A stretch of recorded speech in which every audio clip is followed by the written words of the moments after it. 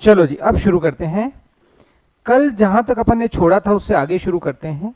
Section 35 AD के बारे में बात करी थी अपन ने, बट सेक्शन 35 एडी के पहले मैंने बड़े लोगों की कौन कौन सी सेक्शन बताई आपको, बताओगे मुझे? जो बोले सो निहाल, सत श्री अकाल, गणपति बाप्पा मोरिया, जोर से बोलो जय माता दी। यस, आ जाओ फटाफट शुरू करते हैं ना। बताओ, मैंने आपको बताई थी बड़े लोगों की सेक्शन। बड़े लोगों की सेक्शन आपको कल समझ में आ गया होगा। छोटे मोटे काम अपन आम आदमी तो कर नहीं सकता है, बड़े आदमी करते हैं, है ना। तो जब बड़े आदमी करते हैं तो भैया बड़े लोगों की सेक्शन हो गई ना। तो सेक्शन 35 एडी कल अपन ने जो डिस्कस की थी अभी और करेंगे, और एक है सेक्शन 35 डी। बस जैसे ही ये सेक्शन आपकी कंप्लीट, मजे आ जाएंगे फिर तो। Very good Arshita, scientific research.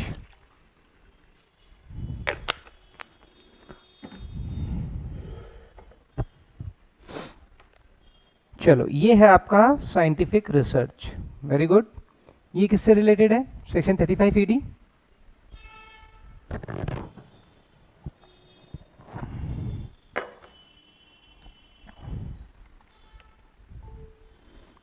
Section 35 AD specified business, और section 35 D this is related to preliminary expenses. ठीक है, this is related to preliminary expenses. चलो, सेक्शन 35 का मेरे को एक बार फटाफट से रिकॉल करा दो। साइंटिफिक रिसर्च, अगर आपने कोई भी साइंटिफिक रिसर्च के लिए खर्चा किया है तो क्या होगा, कोई बताएगा मुझे? Very good, perfect by perfect.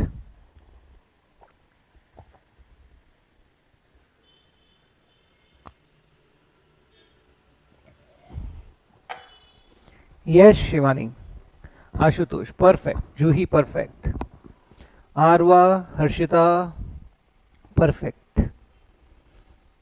हाँ जी, 2 टाइप्स। ओके, साइंटिफिक रिसर्च में क्या होता है, या तो आप बोलो, आप बोलते जाओ मैं लिखता जाता हूं, बोलते जाओ मैं लिखता जाता हूं। यस, बताओ सेक्शन 35 साइंटिफिक रिसर्च क्या होगा, बोलो।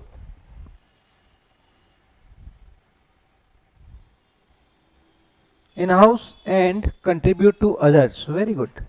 तो या तो आपने इन हाउस साइंटिफिक रिसर्च का एक्सपेंडिचर किया हो, या contribution to others. Very good. मतलब इन हाउस मतलब खुद के बिजनेस के लिए, और contribution to others. Very good. अगर आपने इन हाउस किया है तो क्या होगा बताओ। सर, बिफोर कमेंसमेंट और आफ्टर कमेंसमेंट। बिफोर कमेंसमेंट का खर्चा भी आ जाता है, बिल्कुल आ जाता है, लेकिन यहां पर एक रेस्ट्रिक्शन है, मैक्सिमम 3 ईयर। जिस दिन आपने स्टार्ट किया उसके जस्ट पहले के 3 साल। ठीक है, जस्ट पहले के 3 साल, ये चीज ध्यान रखना। ठीक है, अगर आपने बिफोर कमेंसमेंट का कोई भी रेवेन्यू नेचर का एक्सपेंडिचर किया है, अलाउड हो जाएगा ओनली फॉर सैलरी और मटेरियल। ठीक है ना, ओनली फॉर सैलरी और मटेरियल, और सैलरी में भी परक्यूजिट्स कवर नहीं होगा। ठीक है, प्लस कैपिटल नेचर का एक्सपेंडिचर है तो सर वो भी आ जाएगा, एक्सेप्ट लैंड। ठीक है, चलो जी, फिर आता है आफ्टर कमेंसमेंट। आफ्टर कमेंसमेंट का अगर कोई भी खर्चा है तो रेवेन्यू तो अलाउड हो ही जाएगा, कोई प्रॉब्लम ही नहीं है। ठीक है ना, और कैपिटल में excluding land. That's it. I hope this is clear. तो ये हो गया आपका। कितना आसान है यार, कितना आसान है, कोई ज्यादा सोचने का मामला है ही नहीं। किस किसने लिखा है मैं देख लेता हूं एक बार। Very good. Only for salary and material, Aarva एकदम परफेक्ट। हमेशा सैलरी में एक चीज ध्यान रखना, सैलरी में आ जाएगा आपका एक्सक्लूडिंग परक्यूजिट्स। एक्सक्लूडिंग परक्यूजिट्स, क्योंकि परक्यूजिट्स भी सैलरी में ही टैक्सेबल होता है, बट हमने इसे यहां पर एक्सक्लूड किया है। ठीक है,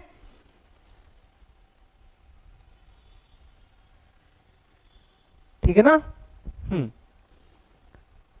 वेरी गुड। और अदर्स को अगर आप कंट्रीब्यूट करते हो, अदर्स को, तो approved scientific research association, universities और इंस्टीट्यूट्स 100% अलाउड हो जाएगा। कोई कंपनी को आपने दिया है जो कि सेंट्रल गवर्नमेंट के द्वारा अप्रूव्ड है, 100% अलाउड हो जाएगा। या नेशनल लेबोरेटरी को दिया है, राइट, आईआईटी को दिया है जो साइंटिफिक रिसर्च के लिए अप्रूव्ड है, राइट, तो आपका 100% एक्सपेंडिचर जो भी होगा वो अलाउड हो जाएगा। That's it. यहां पर मैंने आपको क्या बोला था कि एक चीज आप ध्यान रखना कि जो अप्रूव्ड इंस्टीट्यूट, जब आप किसी को डोनेशन दे रहे हो तो उस डोनेशन लेने वाले इंस्टीट्यूट की जिम्मेदारी है कि वो एक स्टेटमेंट डिपार्टमेंट को सबमिट करे कि इन इन लोगों से मुझे डोनेशन मिला है या कंट्रीब्यूशन मिला है, और डिपार्टमेंट और उस एसएससी को जिसने आपको डोनेशन दिया है उसको भी वो स्टेटमेंट सबमिट करे। अब सिंपल है भाई, हर्षिता, लेट्स अज्यूम आप मुझे, मान लो मैं साइंटिफिक रिसर्च एसोसिएशन हूं, आपने मेरे को कंट्रीब्यूट किया है 1 लाख रुपए। आप बोलोगे सर मेरे को खर्चे का बेनिफिट लेना है, प्रूफ तो दो, तो मेरे को एक प्रूफ देना पड़ेगा कि yes I have received, right, plus मुझे एक स्टेटमेंट देना पड़ेगा कि यस मैंने ना सरकार को ये डिटेल सबमिट कर दी है अगेंस्ट योर पेन, और सरकार के पास आपके पेन के अगेंस्ट मैंने डिटेल दे दी है, तो सरकार जब चेक करेगी कि भाई हाँ हर्षिता का पेन के अगेंस्ट 1 लाख रुपए आया क्या, आया, तो आपको बेनिफिट मिलेगा, अदरवाइज नहीं मिलेगा। ये चीज ध्यान रखना। वेरी गुड जूही। तो ये आपका सेक्शन 35 हो गया। यार क्या था इसके अंदर, मुझे तो समझ ही नहीं आया, कुछ था क्या इसमें? कमाल है सर, कुछ भी तो नहीं था इसके अंदर। चलो कोई बात नहीं, आ जाओ जी सेक्शन 35 एडी पे आ जाते हैं अपन। सेक्शन 35 एडी,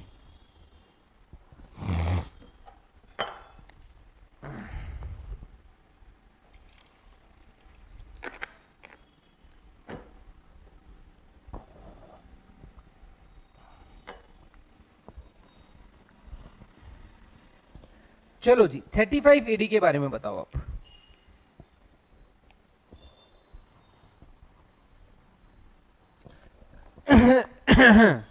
कल आपका सेशन नहीं रहेगा है ना, क्योंकि कल मैं बॉम्बे जा रहा हूं।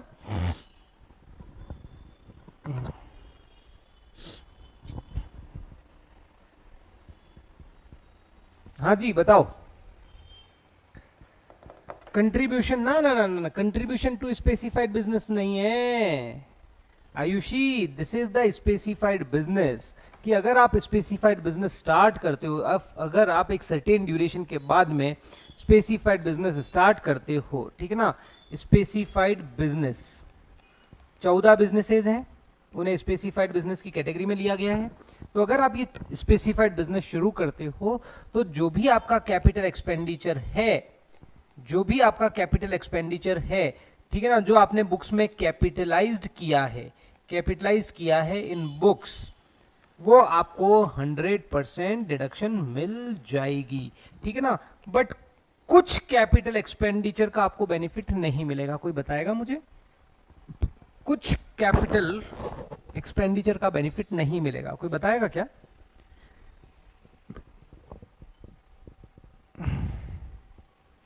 हाँ आशुतोष आते हैं, 1 मिनट पहले मुझे ये बताओ, कुछ कैपिटल एक्सपेंडिचर का बेनिफिट नहीं मिलेगा।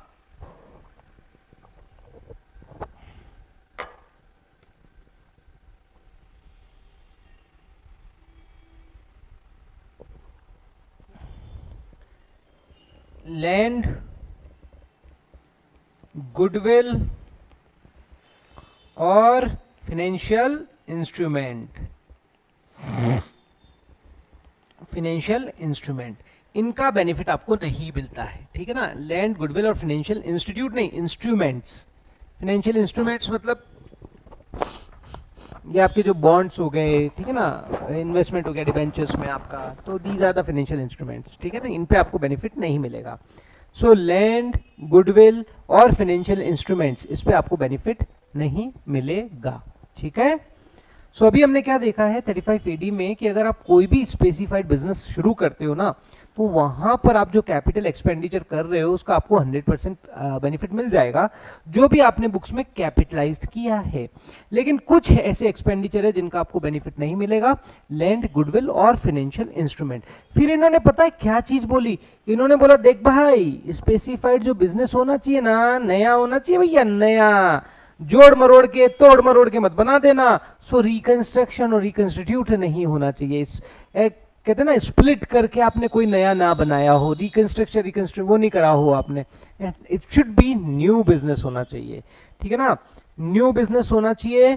ये कहता है कि एग्जिस्टिंग बिजनेस को तोड़कर नया बिजनेस बना दिया हो, स्प्लिट करके नया बिजनेस बना दिया हो, दैट इज नॉट एक्सेप्टेबल। और प्लांट एंड मशीनरी जो आप ले रहे हो it should be new, but दो सिचुएशन में इन्होंने बोला कोई बात नहीं पुरानी होगी तो भी चल जाएगी। बताओ कौन सी ऐसी सिचुएशन है, बताओ।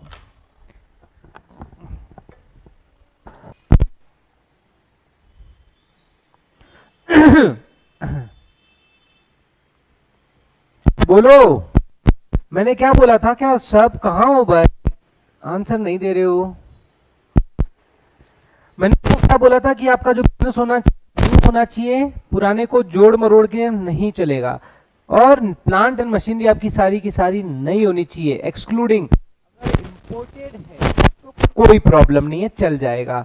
दूसरा मैंने क्या बताया था कि 20% of total plant and machinery can be old, चलेगा सर, सेकेंड हैंड हो सकती है, बाकी सारी न्यू होनी चाहिए। अगर ये सारी कंडीशन आप पूरी करते हो तो सर यस, फिर जो स्पेसिफाइड बिजनेस है वहां पर आपने कोई भी कैपिटल एक्सपेंडिचर इंकर किया है तो आपको 100% डिडक्शन मिल जाएगी। यहां पर एक चीज और ध्यान रखना, एसएससी के पास ऑप्शन है, वो चाहे तो उसे स्पेसिफाइड बिजनेस माने और चाहे तो ना माने, और जब नहीं मानेगा तो नॉर्मल बिजनेस की तरह से ट्रीट किया जाएगा, फिर आपको 100% एक्सपेंडिचर का बेनिफिट नहीं मिलेगा, कैपिटल एक्सपेंडिचर का 100% बेनिफिट नहीं मिलेगा। अगर आप स्पेसिफाइड बिजनेस मानते हो, 35AD का बिजनेस बेनिफिट लेना चाहते हो तो ही लो, नहीं लेना चाहते हो तो कोई बात नहीं, नॉर्मल सेट्स मानी जाएगी, डेप्रिसिएशन मिल जाएगा, simple. I hope this is clear. चलो जी, अब अपन देखते हैं कि ये 14 स्पेसिफाइड बिजनेसेस कौन कौन से हैं। तीन बिजनेस 1/4/2009 से इंट्रोड्यूस हुए थे, तीन बिजनेस 1/4/2010 में इंट्रोड्यूस हुए थे, दो बिजनेस 1/4/2011 में इंट्रोड्यूस हुए थे, फिर वापस 1/4/2012 में मैं तीन बिजनेस बताऊंगा, लेकिन पहले मुझे बताओ कि 1/4/2009 में कौन कौन से स्पेसिफाइड बिजनेस थे। याद तो करना ही नहीं है तुम्हें, और फिर भी याद हो, ऐसा ही तभी मजा आता है।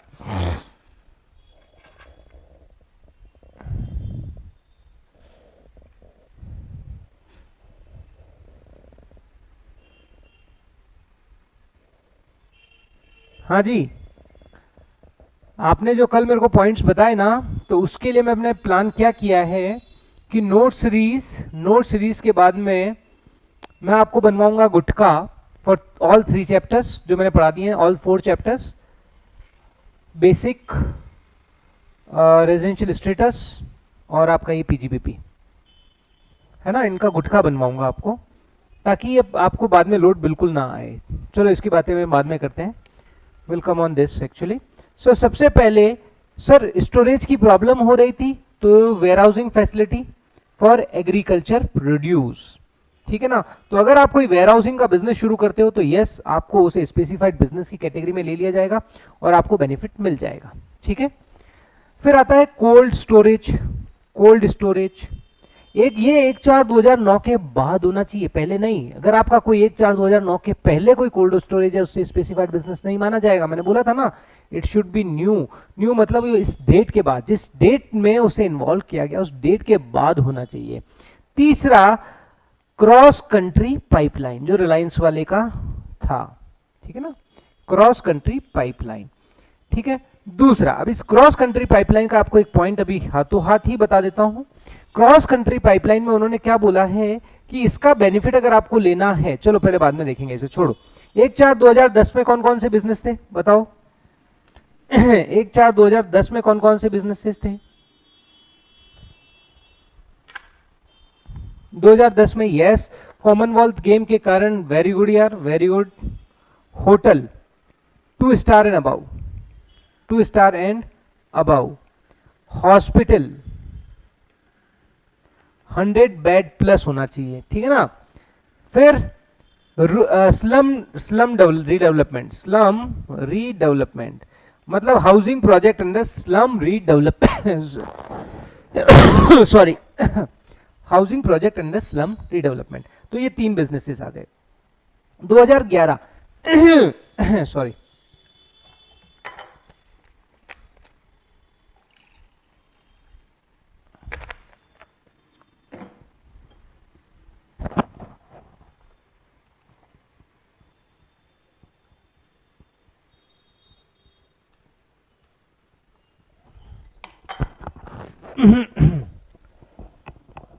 2011 में क्या बिजनेसेस थे?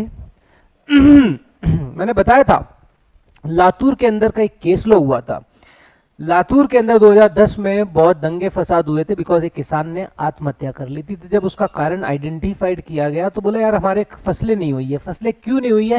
बिकॉज ऑफ शॉर्टेज ऑफ वो फर्टिलाइजर्स। तो इंडियन गवर्नमेंट ने प्रमोट करने के लिए फर्टिलाइजर्स प्रोडक्शन को यहां स्पेसिफाइड बिजनेस में उन्होंने ऐड कर दिया। प्रोडक्शन ऑफ फर्टिलाइजर, फर्टिलाइजर मतलब वो खाद यूरिया वगैरह होती है ना वो। और दूसरा क्या था? दूसरा मैंने बोला था हाउसिंग, हाउसिंग प्रोजेक्ट हमेशा से रहा है। तो housing, affordable housing scheme, affordable housing scheme. वो दिल्ली डेवलपमेंट अथॉरिटी होता है ना, Mumbai development authority, Jaipur development authority, Noida development authority, Patna development authority, these are the things, right. So ये कितने बिजनेस आपके कवर हो चुके हैं? 3, 3, 6, 2, 8। क्या करते हो यार, 8 बिजनेस याद हो गए तुमको? हाँ सर। चलो जी आगे चलते हैं 2012 में। 2012 में पहले आपको एक बार बता देता हूं थोड़ा सा। 2012 में क्या था? हमारा इंपोर्ट थोड़ा पीक पर आने लग गया था। इंपोर्ट और एक्सपोर्ट थोड़ा सा पीक पर आने लग गया था। तो जब हमारा इंपोर्ट एक्सपोर्ट पीक पे आने लग गया, लेकिन हमारे पास क्या था? जगह नहीं थे, पोर्ट्स नहीं थे हमारे पास सामान रखने के लिए। वो इंपोर्ट एक्सपोर्ट होता है ना, तो माल आता है माल जाता है, राइट, बट रखे कहां पर? जगह ही नहीं है। तो सरकार ने कहा यार जगह नहीं है, तो जगह थोड़ी सी ज्यादा करवाने के लिए उन्होंने इस बिजनेस को प्रमोट करने के लिए उन्होंने लिख दिया कि अगर मान लो तुम ये जो पोर्ट है, अगर पोर्ट डेवलपमेंट करते हो, राइट, तो हम इसे स्पेसिफाइड बिजनेस की कैटेगरी में ले लेंगे। और ये स्पेसिफाइड बिजनेस की कैटेगरी में आ जाएगा तो क्या होगा? तुम जो भी कैपिटल एक्सपेंडिचर करोगे वो तुम्हें बेनिफिट मिल जाएगा, ठीक है।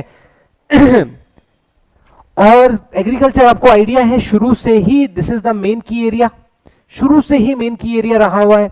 तो इन्होंने एग्रीकल्चर को प्रमोट करने के लिए एक चीज इन्होंने इंट्रोड्यूस करी, beekeeping. Beekeeping, bee मतलब मधुमक्खी पालन। अब ये बी कीपिंग के बिजनेस को क्यों इन्होंने यहां पर इंट्रोड्यूस किया? मैंने क्या बोला? एग्रीकल्चर को प्रमोट करने के लिए। बताओ एग्रीकल्चर में क्या रोल होता है बी कीपिंग का? कोई बताएगा मुझे?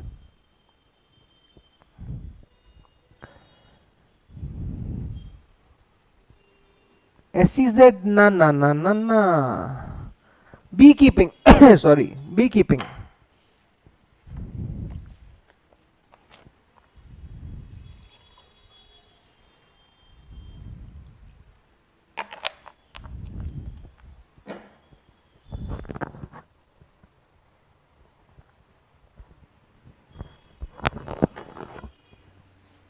बी कीपिंग, मधुमक्खी पालन। क्या रोल होता है मधुमक्खी पालन का? कोई बताएगा?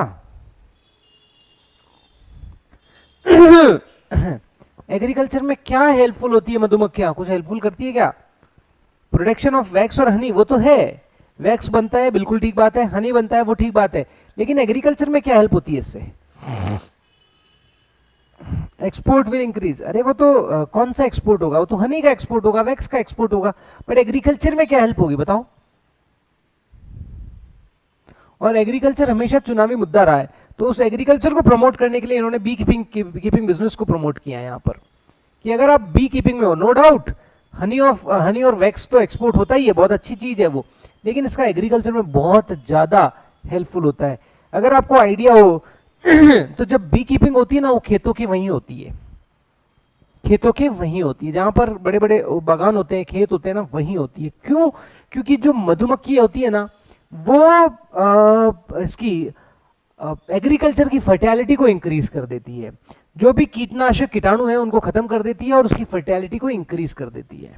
सो इसीलिए बी कीपिंग जो बिजनेस है, सॉरी बी कीपिंग जो होता है ना, वो खेतों के आसपास ही किया जाता है। तो जब वो खेतों के आसपास होता है तो खेतों की प्रोडक्टिव फर्टिलिटी इंक्रीज हो जाती है, प्रोडक्शन इंक्रीज हो जाता है, राइट। तो इससे इनडायरेक्टली आपके एग्रीकल्चर को प्रमोट किया जा रहा है, ठीक है ना, क्योंकि ये हेल्प करता है एग्रीकल्चर के प्रोडक्शंस में, ठीक है ना। तो यहां पर इन्होंने कहा चलो एक तो एग्रीकल्चर में हेल्प हो जाएगी और एक दूसरा प्रोडक्शन ऑफ हनी और वैक्स, वैक्स जो बनता है, जो वैक्स म्यूजियम्स वगैरह होते हैं ना, दीज आर द वैक्स, इसमें हेल्प हो जाएगी। तो इसीलिए इन्होंने क्या करा, इन्होंने इसको भी स्पेसिफाइड बिजनेस की कैटेगरी में लेके आ गए। तो B keeping and production of bees, honey और वैक्स। ये देखो, ये जो बी कीपिंग का धंधा कर रहे हैं ना, ये ऐसे बड़े बड़े वो बॉक्सेस होते हैं, उसमें वो कुछ लगाते हैं और फिर उसको, ये देखो, ये आप देखोगे ना, ये देखो, ये ऐसे ये बॉक्सेस के अंदर ये पूरा जाता है और छत्तों की जैसे वो मधुमक्खियां रहती है, फिर उन मधुमक्खियों को निकालते हैं और मधुमक्खियों को निकालने के बाद उस छत्ते में क्या रह जाता है, शहद रह जाता है। ये वो बन जाता है, क्या वो बन जाता है अपना शहद, सॉरी शहद रह जाता है, तो हनी बन गया ना यार वो, ठीक है। और इनमें से वैक्स बनाने में भी हेल्प होता है। और इन मधुमक्खियों में से एक और एक ऐसा एक जो कहते हैं ना फीमेल जो मधुमक्खी होती है, जो रानी क्वीन कहलाती है, वो एक मतलब जो मधुमक्खियों में से जो क्वीन होती है मधुमक्खियों की, उसका एक कुछ अंश रहता है, वो मेडिकल दुनिया में बहुत यूज आता है और वो बहुत लाखों करोड़ों में बिकता है, क्योंकि वो फर्टिलिटी में बहुत हेल्पफुल होता है, तो वो लाखों करोड़ों में बिकता है। तो वो भी एक बहुत मेजर कंपोनेंट है जो मधुमक्खियों की हेल्प से, बी कीपिंग की हेल्प से होता है। यूज्ड एज पेस्टिसाइड्स, ठीक है, तो समझ आया। तो इन्होंने बी कीपिंग को इनडायरेक्टली एग्रीकल्चर हमेशा इवन आप कोई भी बजट देखोगे, हमेशा एग्रीकल्चर हमेशा हाई प्रायोरिटी पे रहता है। तो उसी एग्रीकल्चर को ध्यान में रखते हुए देखो, अपन ने ऊपर क्या देखा था, ऑलमोस्ट अपन देख रहे हैं सब जगह एग्रीकल्चर का मेजर फोकस उन्होंने रखा है, राइट। ये देखो, यहाँ हाउसिंग, ये फर्टिलाइजर, ये भी एग्रीकल्चर है, फिर वापस एग्रीकल्चर है ना, तो एग्रीकल्चर इनका हमेशा एक मुद्दा रहता है। तो उन्होंने क्या बोला, beekeeping and production of honey और वैक्स। अगर आप इस बिजनेस में हो तो यस, इसे स्पेसिफाइड बिजनेस की कैटेगरी में ले लिया जाएगा। तो आप इसके लिए जो भी कैपिटल एक्सपेंडिचर करोगे आपको 100% बेनिफिट मिल जाएगा। फिर आता है warehousing facility for sugar, warehousing facility for sugar.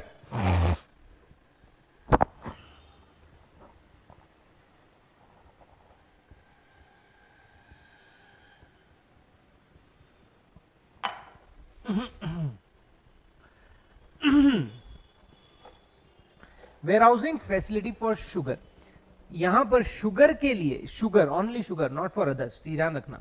Sugar की वेयरहाउसिंग के लिए अगर आप कोई भी वेयरहाउस स्टार्ट करते हो तो उसे भी स्पेसिफाइड बिजनेस की कैटेगरी में ही लिया जाएगा। और जब वो स्पेसिफाइड बिजनेस की कैटेगरी में आ जाएगा तो यस, आपका जो भी कैपिटल एक्सपेंडिचर 100% आपको अलाउड हो जाएगा। और फिर मैंने जो बताया था, डिपोट और container freight station, inland container depot, ये जो है ना, देखो पोर्ट के वहां पे, अब पोर्ट के वहां पे जब जहाज आते हैं, जहाज में से सामान उतरता है, जगह नहीं है भाई, कहां रखे, तो इन्होंने बोला पोर्ट बनाओ। इनलैंड कंटेनर डिपो और कंटेनर फ्रेट स्टेशंस, अगर आप ये बिजनेस करते हो, अगर आप ये, तो ऐसे जो भी आपका कैपिटल एक्सपेंडिचर होगा वो आपका 100% आपको वहां पर डिडक्शन मिल जाएगी। आई होप दिस इज क्लियर, समझ आ रहा है। सो 2012 के अंदर 3 बिजनेस इंक्लूड किए गए, राइट। पहला वही एग्रीकल्चर मुद्दा, तो B keeping right and production of honey and wax. दूसरा शुगर के लिए वेयरहाउसिंग फैसिलिटी। तीसरा इनलैंड कंटेनर डिपो और कंटेनर फ्रेट स्टेशंस।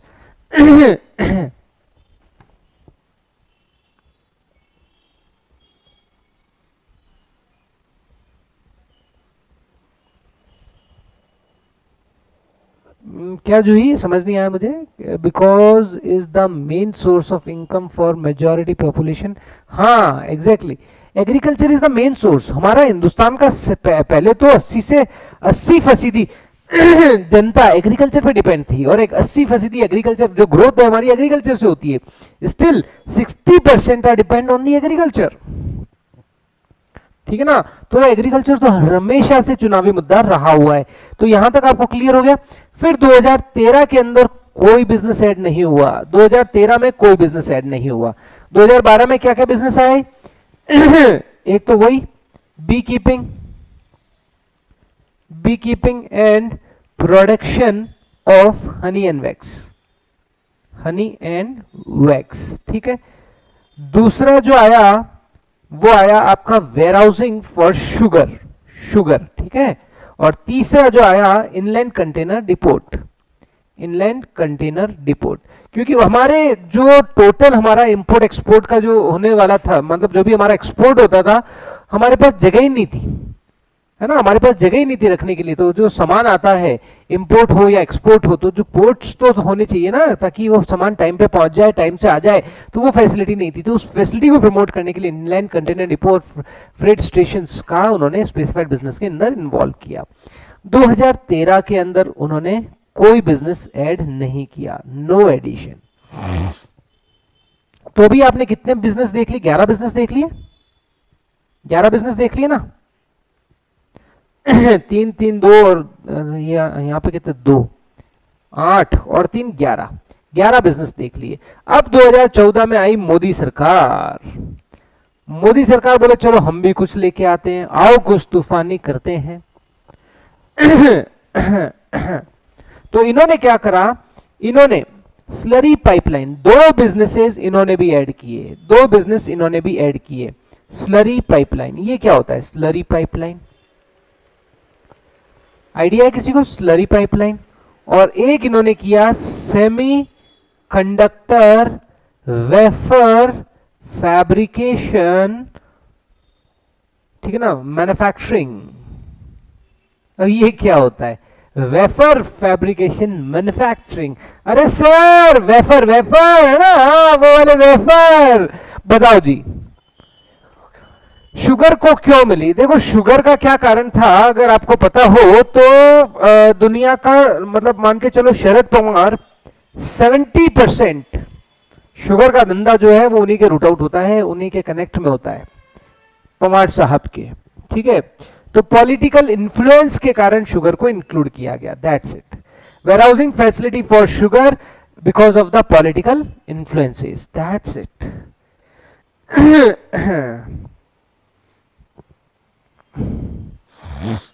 हाँ जी, 2014 में आई मोदी सरकार, बोले हम भी लेके आते हैं इस बार मोदी सरकार। तो उन्होंने 2 बिजनेसेस को इंक्लूड कर दिया, स्लरी पाइपलाइन। स्लरी पाइपलाइन के बिजनेस में अगर आप हो तो यस, आपको स्पेसिफाइड बिजनेस की कैटेगरी में ले लिया जाएगा। स्लरी पाइपलाइन क्या होती है मैं बताता हूं। और एक होता है सेमी कंडक्टर वेफर मैन्युफैक्चरिंग। अगर आप इस बिजनेस में हो तो ये दोनों क्या होते हैं, कोई बताएगा मुझे?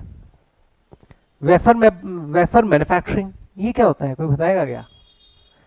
बताओ ना यार। वेफर तो बहुत इजी है यार, इसमें क्या है? Semi conductor wafer fabrication manufacturing. Google मत देखना भाया, हाँ गूगल देख के बताओगे तो क्या फायदा बच्चे।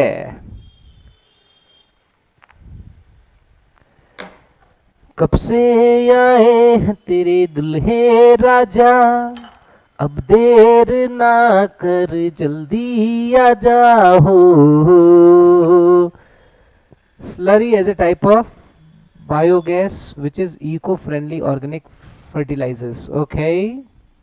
स्लरी पाइपलाइन मैंने आपको बताया था पहले, क्रॉस कंट्री पाइपलाइन वैसा ही कुछ कंसेप्ट है।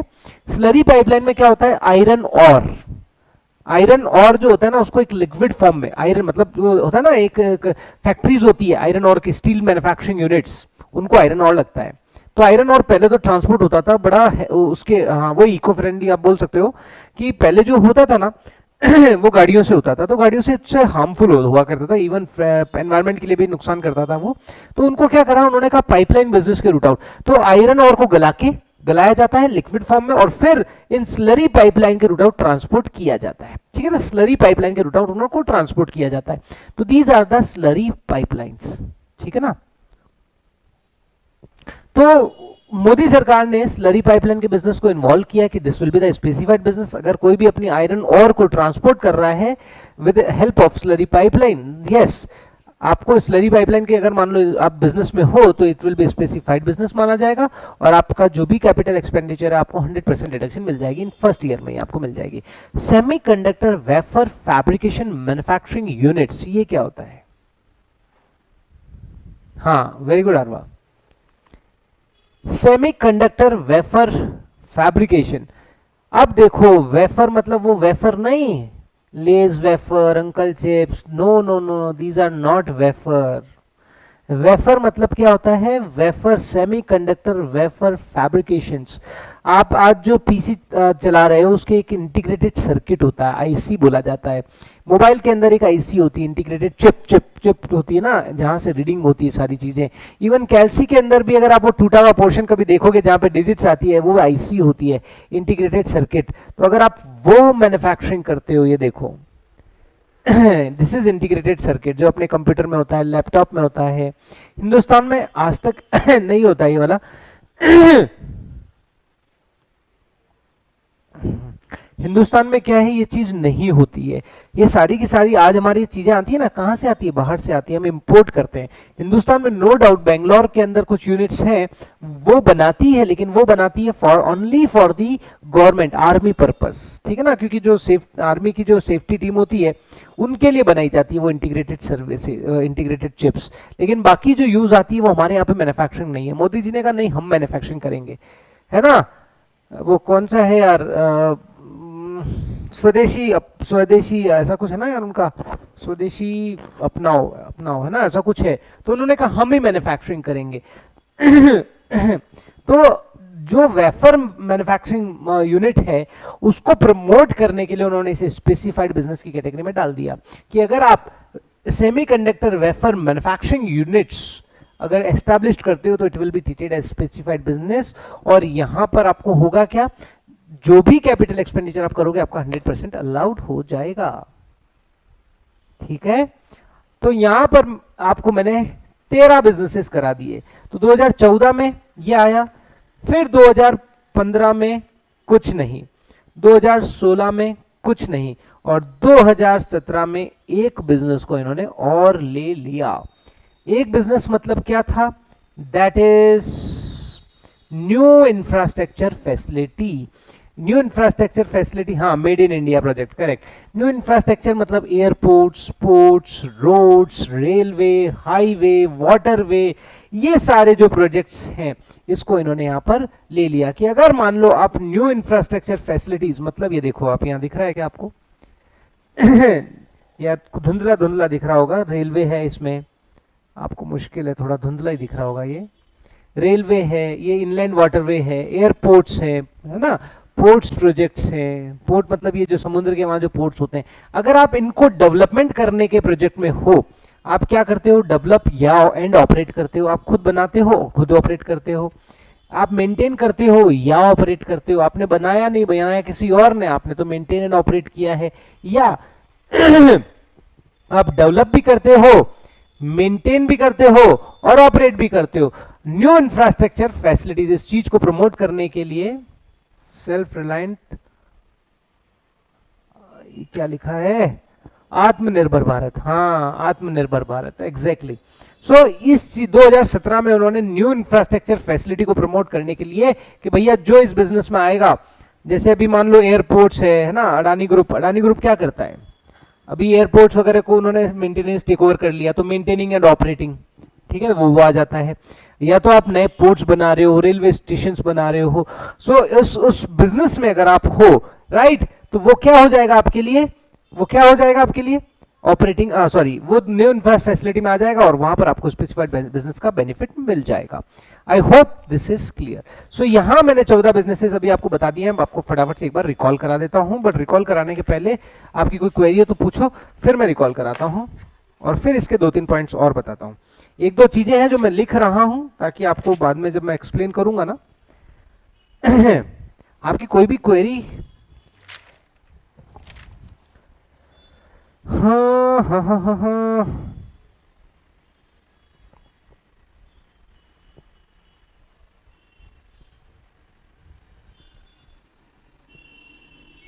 हाँ जी, अब बताओ कल अपन ने क्या क्या किया था? सेक्शन 35 ले ली थी अपन ने, 35 ईडी अपन ने कल कर ली थी, ठीक है जी। ओए यार, गया भैया, 1 मिनट रुकना।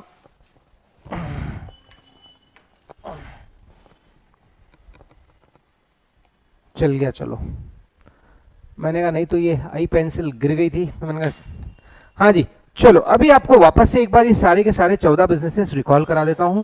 सबसे पहले 2009 में कौन सा बिजनेस आया? 3 बिजनेस आए। क्यों आए आपको पता है? क्योंकि एग्रीकल्चर का बड़ा प्रोडक्शन हो रहा था। कुछ कमेटी बैठी थी, उन्होंने कमेटी ने कहा कि हमारा एग्रीकल्चर का प्रोडक्शन तो बहुत सारा है लेकिन साला प्रॉफिट नहीं है। कारण क्या है? तो कारण जब आइडेंटिफाइड किया गया, सर हमारे पास स्टोरेज नहीं है, तो storage warehousing for agriculture produce, for agriculture produce, ध्यान रखना agriculture produce, right. Any other कोई भी वेयर हाउस हो बेनिफिट नहीं मिलेगा, एग्रीकल्चर प्रोड्यूस के लिए मिल जाएगा, राइट। तो warehousing for agriculture produce. दूसरा कोल्ड स्टोरेज फैसिलिटी, और तीसरा क्रॉस कंट्री पाइपलाइन। ये बेनिफिट आपको यहां पर मिल जाएगा। 2010 में जब कॉमनवेल्थ गेम होने वाले थे तो उसके लिए इंडिया में हमारे होटल्स वगैरह की कमी थी, तो इन्होंने 2 स्टार एंड होटल्स को प्रमोट किया कि अगर आप होटल बिजनेस में आते हो 2 स्टार एंड अबाउ तो यस आपको बेनिफिट मिल जाएगा, ठीक है। दूसरा इन्होंने बोला कि अगर आप हॉस्पिटल बनाते हो, ठीक है ना।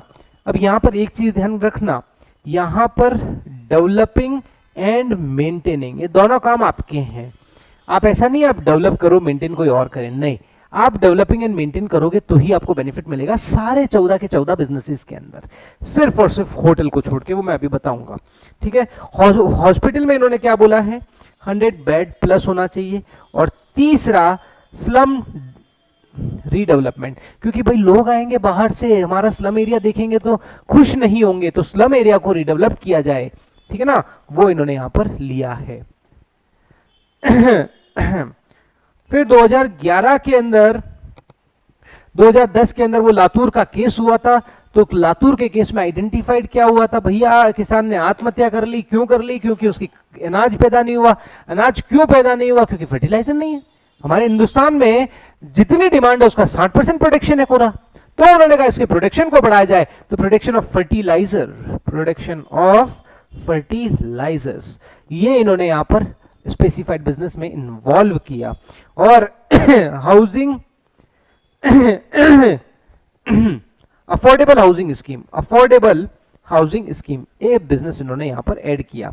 तो 3 बिजनेस यहां आ गए, 3 बिजनेस यहां आ गए, 2 बिजनेस यहां आ गए। तो और 2012 के अंदर एग्रीकल्चर हमेशा से ही उनका एक की एरिया रहता है, तो यहां पर beekeeping and production, right, उसको ले लिया गया।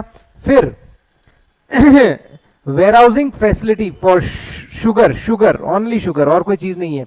और तीसरा इनलैंड कंटेनर डिपो, जो पोर्ट्स होते ना और फ्रेट स्टेशंस, उसको यहां पर इन्होंने ऐड कर लिया।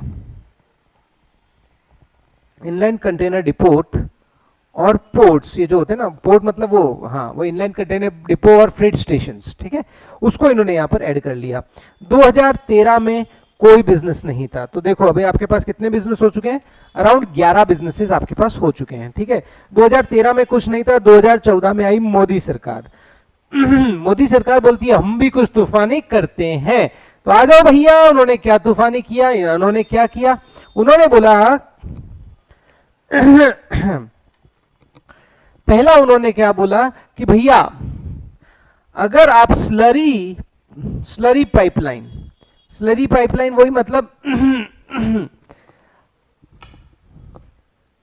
स्लरी पाइपलाइन आपका क्या हो गया है कि अगर आप आयरन ओर को ट्रांसपोर्ट करवाते हो थ्रू स्लरी पाइपलाइन, तो वो वाला बिजनेस हो गया है। और एक इन्होंने बोला है सेमीकंडक्टर वेफर मैन्युफैक्चरिंग यूनिट, मतलब chip, semiconductor wafer manufacturing unit, chip वाला जो होता है ना, इंटीग्रेटेड सर्किट, ये बिजनेस अगर आप इंडिया में करते हो तो yes this will be called specified business. और यहां पर जो भी आपका कैपिटल एक्सपेंडिचर होगा वो 100% आपका अलाउड हो जाएगा। एक चीज हमेशा ध्यान रखना, चलो बताता हूं, 2015 में 2016 में कोई बिजनेस ऐड नहीं हुआ, और 2017 में आखिरी एक बिजनेस ऐड हुआ, उसके बाद अभी तक तो कोई बिजनेस ऐड नहीं हुआ है।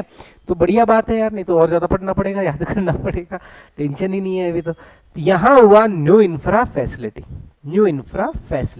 सो ये 14 बिजनेसेस आपके कंप्लीट हो चुके हैं। I hope this are the clear. याद करने की जरूरत तो नहीं है ना आपको? बोलो भाई, ये आपके क्लियर है? याद करने की जरूरत तो नहीं है ना? So these are the businesses जिन्हें स्पेसिफाइड बिजनेस की कैटेगरी में लिया है। अब एक हमेशा चीज ध्यान रखना, अगर मान लो लेट्स अज्यूम मेरा क्वेश्चन आप सबसे है, मैं आपको क्वेश्चन बताता नहीं हूं, पहले पूछ लेता हूं ताकि गलती हो जाए उसके बाद में गलती को सुधारेंगे। मैंने क्या किया, warehousing for business start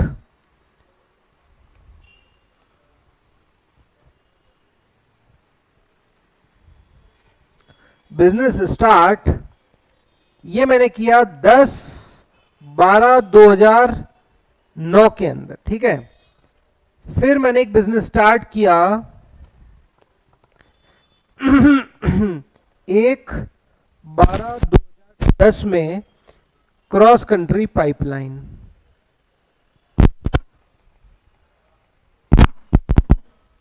फिर मैंने एक बिजनेस स्टार्ट किया 1/11/2011 में, हॉस्पिटल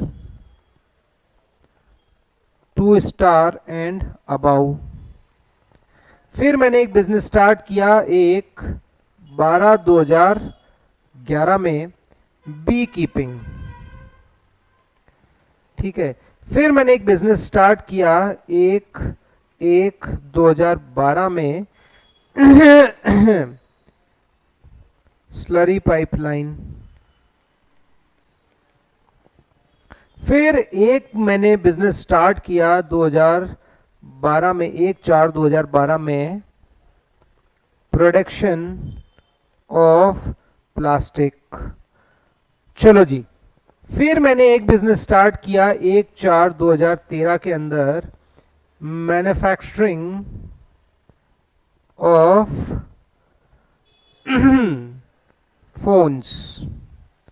चलो जी, बताओ कौन कौन से मेरे बिजनेस हैं जिन पे मुझे सेक्शन 35 एडी के अकॉर्डिंग बेनिफिट मिल जाएगा। बताओ भैया, इन 7 बिजनेसेस में से कौन कौन से ऐसे बिजनेसेस हैं जहां पर सेक्शन 35A के अकॉर्डिंग मेरे को बेनिफिट मिल जाएगा? बोलो। बोलिए भाई, बोलिए।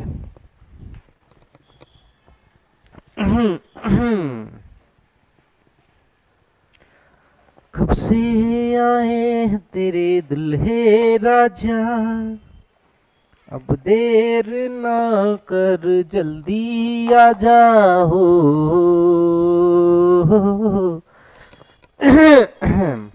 आज पता नहीं क्या हो रहा है यार।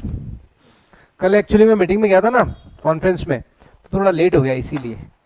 बताओ भाई।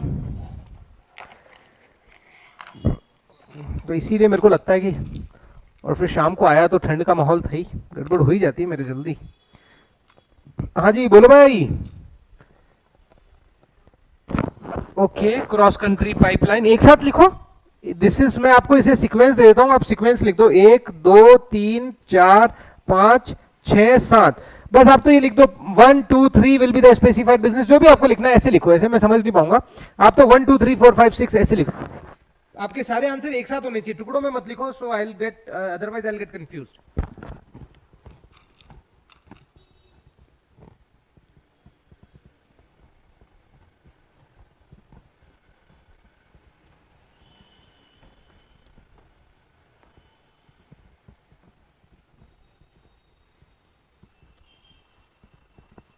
वापस से लिखो, नंबर के हिसाब से लिखो ताकि मैं समझ जाऊंगा कि कौन क्या क्या बोलना चाह रहा है।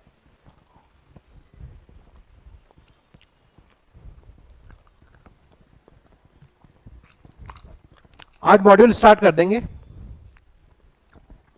ब्रेक लेंगे, ब्रेक के बाद मॉड्यूल स्टार्ट कर देंगे।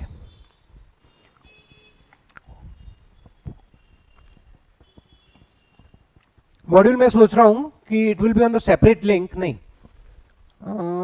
हाँ सेपरेट लिंक रहेगा, तो I think this will be fine यार। देखते हैं, चलो अभी मैं ये कंप्लीट करा देता हूँ, देन विल डिस्कस कि कैसे करना है, ताकि आपको क्या बाद में फ्यूचर में कभी मर्ज ना हो चीजें, मिक्स ना हो। Module separate, note series separate, other session separate. बहुत ज्यादा मैं आपके लिए स्ट्रीमलाइन कर दूंगा चीजें, क्योंकि मैंने कई सारे चैलेंजेस देख लिए हैं कि क्या क्या चैलेंजेस आते हैं आप सभी को। और जब आ जाए क्राइसिस तो बना दो प्रोसेस, जब आ जाए क्राइसिस तो बना दो प्रोसेस। तो ऐसा कुछ कर रहा हूं मैं आपके लिए कि इसे सीक्वेंस में डाल देंगे सारी चीजों को। आशुतोष बोल रहे हैं sir 1 2 3 will be the okay. Rahul बोल रहे हैं 1 2 3, आरवा बोल रही है 2 3 ओके, आयुषी बोल रही है 2 3 5 वाओ, आरवा बोल रहे हैं 2 3, नीलाजीत बोल रहे हैं 2 3। यार ऐसा क्यों यार, इतना डिफरेंस ओपिनियन क्यों आ रही है? मैंने तो सारे बिजनेसेस ढंग से बताया आपको।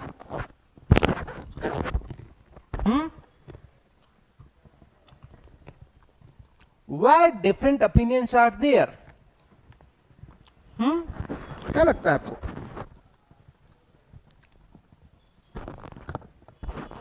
बताओ बताओ।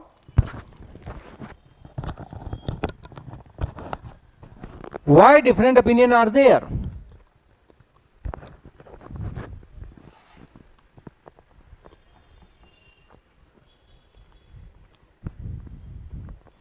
चलो देखते हैं कौन सही है कौन सही नहीं है। चलो जी, एक बात हमेशा ध्यान रखना,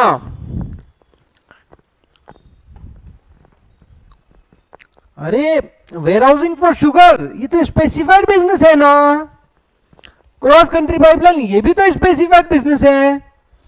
हॉस्पिटल, अरे sorry hospital 2 star and above, कमाल करते हो सर आप, 100+ beds hospital 2 star and above, sorry वहां होटल लिखना चाह रहा था मैं, हॉस्पिटल लिखने में आ गया, बट कोई बात नहीं, ठीक है। तो ये भी तो स्पेसिफाइड बिजनेस है। बी कीपिंग ये भी तो स्पेसिफाइड बिजनेस है। स्लरी पाइपलाइन ये भी तो स्पेसिफाइड बिजनेस है। ये नहीं है, ये नहीं है, तो आपका आंसर तो ये होना चाहिए ना यार, आपने ऐसे कैसे आंसर दिया? काहे फिर की ले रहे हो सर हमारी, है काहे फिर की ले रहे हो? Very good Arshita, absolutely correct. जो मैंने आपको डेडलाइन बताई है ना 1/4/2009, वो 3 बिजनेस का बेनिफिट 1/4/2009 के बाद मिलेगा। जिन केसेस में मैंने आपको 1/4/2010 बताया है उन बिजनेस का बेनिफिट 1/4/2010 के बाद मिलेगा। जिन बिजनेसेस के केस में मैंने 1/4/2011 बताया है उन बिजनेसेस का बेनिफिट 1/4/2011 के पहले मिलेगा। इवन आपने पहले शुरू कर दिया है तो बेनिफिट नहीं मिलेगा। तो देखो, वेयर हाउसिंग फॉर शुगर किस ईयर में हुआ है? ये किस ईयर में हुआ है? 2012। 2012, तो यहां पर तो इसका बेनिफिट नहीं मिलेगा, ठीक है ना। ये देखो मैंने लिखाया था ना यार तुम्हें,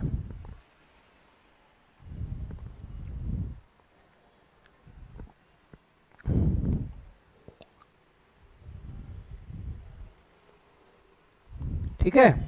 अरे यार अब वो क्वेश्चन कहां गया? यही तो गड़बड़ है, ये रहा।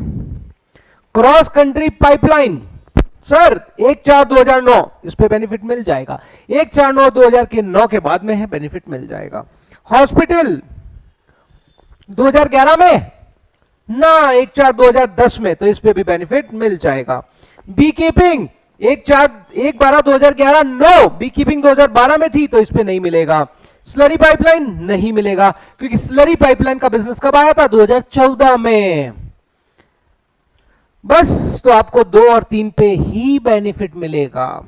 आई होप दिस इज क्लियर। बोलो भाई, जिन्होंने 2 और 3 आंसर दिया है एब्सोल्युटली करेक्ट। चलो जी, तो आपको इतनी तो एकदम क्लियर अंडरस्टैंडिंग हो चुकी है, राइट? अब कुछ छोटे मोटे पॉइंट बता देता हूं, then will close this part, ठीक है। तो आपका आज पीजीबीपी का समापन समो रहा, लेकिन पीजीबीपी में हम अभी समापन इतना जल्दी नहीं करेंगे क्योंकि हम मॉड्यूल भी करेंगे, मॉड्यूल के बाद नोट्स भी करेंगे, सो टाइम तो देना पड़ेगा। मैं ये नहीं चाहता कि लास्ट मोमेंट पे जो कल आपको प्रॉब्लम कल आपने बोली थी ना कि सर अभी तो आ रहा है समझ में, बाद में भूल जाते हैं, कोई बात नहीं, आज ही अच्छा काम कर लो ना, 2 दिन ज्यादा लगेंगे लगने दो। मुझे कल की तैयारी करनी है, मुझे आज की तैयारी थोड़ी करनी है। मुझे तैयारी करनी है जब तुम एग्जाम में बैठो तब तुम्हें कोई प्रॉब्लम ना हो, वो तैयारी मुझे आज करनी है। तो जब कल तुमने मुझे ये चीज बोली तो मैंने कहा यार एक चीज और करनी पड़ेगी। मैं नो डाउट तुम्हें मॉड्यूल भी करा रहा हूं, तुम्हें नोट सीरीज भी करा रहा हूं, लेकिन मुझे तुम्हें क्या कराना है, गुटखा भी करवाना है। अरे हाँ 35D भी बाकी है, करेक्ट, गुटखा भी करवाना है, गुटखा वो भी मैं यहीं बनवाऊंगा, ठीक है, वो भी मैं यहीं बनवाऊंगा। और गुटखा ही है आपका लास्ट डे का मंत्रा, जो आपको लास्ट डे पे, वैसे तो note series is more than sufficient, मतलब मजा आ जाएगा नोट सीरीज से आपको, but yes gutkha is a different thing जो आप घर पे बाहर कहीं पे भी लेके घूम सकते हो, ठीक है ना।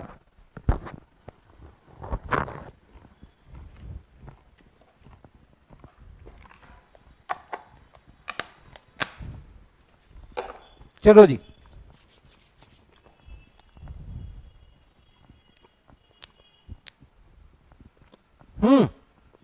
कराना है कराना है कराना है कराना है।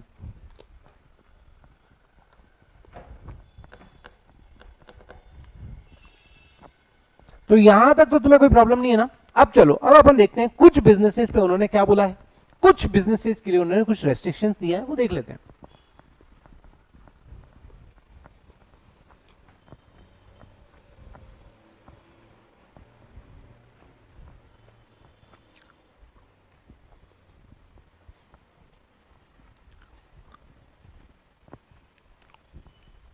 आई ऑलवेज रिकमेंड कि अपनी लैंग्वेज में ही लिखना चाहिए, बट जो मैं अगर बोल दूं कि आप लिखो तो आप कोई बनाने वाले ही नहीं हो, मुझे पता है, तो मुझे ही बनवाना पड़ेगा, इसीलिए मैं बनवा रहा हूं। जो अपनी लैंग्वेज में लिखना चाहते हैं that is more than sufficient, बहुत मतलब बहुत अच्छी बात है, मैं तो I am more than happy कि आप अपनी लैंग्वेज में लिख रहे हो। बट मुझे पता है कि अगर मैं बोल दूं ना कि भैया हाँ ये चैप्टर कंप्लीट हो गया, गुटखा बना लेना, कोई नहीं बनावेगा,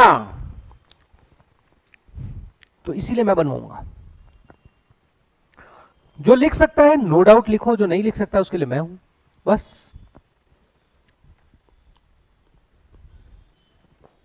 ठीक है, और आप मेरे साथ पढ़े हो ना, तो आपको मेरा फ्लो कनेक्ट रहेगा, तो मैं जो बनवाऊंगा that will be the flow, जो मेरे साथ पढ़े हो उस फ्लो में जाएंगे अपन उसमें, ठीक है।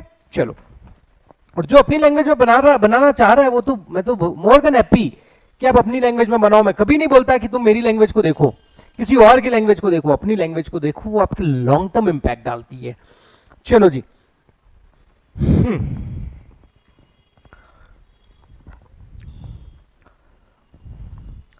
क्रॉस कंट्री पाइपलाइन अपन ने देखा था 1/4/2009 के अंदर एक बिजनेस था cross country pipeline. Cross country pipeline में उन्होंने क्या बोला है कि भैया अगर आप क्या करते हो नेचुरल गैस पेट्रोलियम को कर सकते हो, बट यहां पर गवर्नमेंट ने क्या बोला, देख भाई तेरे को बेनिफिट मिल जाएगा, क्रॉस कंट्री पाइपलाइन को स्पेसिफाइड बिजनेस की कैटेगरी में ले लेंगे, तेरे को बेनिफिट भी दे देंगे, लेकिन यार तू अकेला यूज मत करना उसको, मतलब it should be available for the common career basis. मान लो धीरू भाई मुकेश भाई को बोला मुकेश भाई ये तेरा बिजनेस है, तेरे को बेनिफिट दे देंगे, cross country pipeline you have setup, आपने सेटअप किया क्रॉस कंट्री पाइपलाइन, आपने मोटा पैसा लगाया, you will get the benefit of specified business. But Mukesh भाई थोड़ा सा इस बिजनेस का, मतलब इस क्रॉस कंट्री पाइपलाइन को तू अकेले ही यूज मत करना, थोड़ी सी जनरल पब्लिक के लिए भी रहने देना, कॉमन करियर बेसिस, वो थोड़े से को इन्होंने यहां पर डिफाइन कर दिया है, दैट्स इट। मतलब जैसे लेट्स अज्यूम सरकार ने बोला कि भैया तुम एक गोदाम बनाओ, एक एग्जांपल समझा रहा हूं तुम्हें बहुत देसी तरीके से, सरकार ने बोला है मकान बनाओ, मकान पे तुम्हें बेनिफिट दे देंगे, बट मकान में तुम ही नहीं रहोगे, हमको कभी कभी होली दीपावली जरूरत पड़ जाती है तो हमको रहने दोगे, हाँ ऐसा नहीं हो, तुम ही खुद रहो। तो कॉमन इन्होंने बोला कि क्रॉस कंट्री पाइपलाइन रिलायंस वाले ने बनाई है, तो इसका मतलब ये नहीं है कि सिर्फ रिलायंस का ही वहां से फ्लो होगा, थोड़ा सा परसेंटेज जनरल पब्लिक के लिए अवेलेबल रखना पड़ेगा।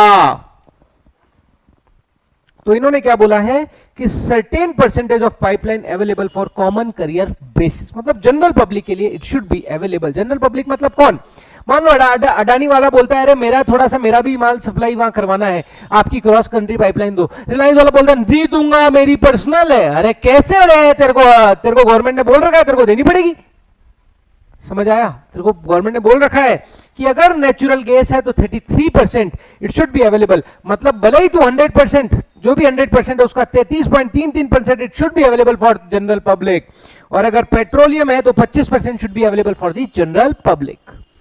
ठीक है, इस पर ज्यादा लोड लेने की जरूरत नहीं है, जस्ट ठीक है, एक वैसे कोई भूलोगे नहीं, याद ही रहेगी ऐसी कोई चीजें, एक बार पढ़ लोगे तो आ जाएगा। तो this is for cross country pipeline. ठीक है, और it should be approved, government के द्वारा अप्रूव्ड होना चाहिए, गवर्नमेंट के द्वारा अप्रूव्ड हो, plus available for common career basis. ठीक है, चलो जी, दूसरा आता है होटल बिजनेस। होटल बिजनेस मैंने आपको क्या कहा था कि बाकी बिजनेसेस में क्या है, डेवलप एंड मेंटेन, आपको खुद को ही करना पड़ेगा। जो डेवलप कर रहा है वो ही उसे आगे बढ़ाए, उसे आगे ऑपरेट करे और मेंटेन करे, तभी उसको बेनिफिट मिलेगा। लेकिन होटल में उन्होंने बेनिफिट दे दिया है कि अगर मान लो आपने डेवलप किया और ऑपरेट करने के लिए किसी और को दे दी, अब भरत रूनीवाल को कोई एक्सपीरियंस थोड़ी है होटल चलाने का बस भरत रूनीवाल के पैसा है तो पैसे से होटल तो बना दी, लेकिन चलाना थोड़ी आता है। चलाने के लिए टाटा ग्रुप को दे दिया, टाटा ताज ग्रुप को दे दिया, भाई तुम संभालो, मेरे से नहीं संभलती है। तो ताज ग्रुप ने भरत रूनीवाल की क्या वो ले ली, होटल ले ली। तो क्या भरत रूनीवाल को 35 AD का बेनिफिट मिलेगा? यस मिल जाएगा, यस मिल जाएगा। बाकी बिजनेसेस में क्या है, आप ही डेवलप करो, आप ही ऑपरेट करो तो आपको बेनिफिट मिलेगा। लेकिन होटल में इन्होंने बोला है कि आप अगर डेवलप करके किसी और को भी ट्रांसफर कर दे तो यस यू आर एलिजिबल, आपको बेनिफिट मिल जाएगा। So if SSC transfer operations to another person, then also can claim benefit of 35 AD. This benefit is only available to hotel operator. I hope this is clear. तीसरा, infra facility. Infra facility में भी क्या है, it should be approved by the government, it should be approved by the government, कोई खास बात नहीं है उसके अंदर। तो ये वाला पॉइंट भी आपका कंप्लीट हो गया, इंफ्रा फैसिलिटी का भी आपका कंप्लीट हो गया है। ये तीनों पॉइंट तीनों बिजनेस के रिलेटेड मैंने यहां पर बता दिए हैं। अब कुछ स्पेसिफिक पॉइंट्स है जो मैं आपको बता देता हूं। इंफ्रास्ट्रक्चर फैसिलिटी में आता क्या है, वैसे तो मैंने आपको बता दिया, लेकिन एक बार बता ही देता हूं। टोल आ गया, ब्रिजेस आ गया, रेल सिस्टम आ गया, हाईवे प्रोजेक्ट्स आ गया, ठीक है, वाटर सप्लाई प्रोजेक्ट आ गया, वाटर ट्रीटमेंट सिस्टम आ गया, इरिगेशन प्रोजेक्ट्स आ गया, sewage system, solid waste management system, airport, port, inland waterway, ये सारी चीजें आ गई। तो इनको ज्यादा आपको याद करने की कोई जरूरत नहीं है, these are the just basic, मैंने आपको बता दिया है, आपको कोई खास बात उसमें है नहीं। चलो जी, ये भी हो गया आपका और ये भी हो गया। अब ये नोट पढ़ लेते हैं, बस छोटे से नोट है, कोई खास भारी बात नहीं है। हाँ हाँ, only available to hotel operator. हाँ, तो होटल ऑपरेट मत मतलब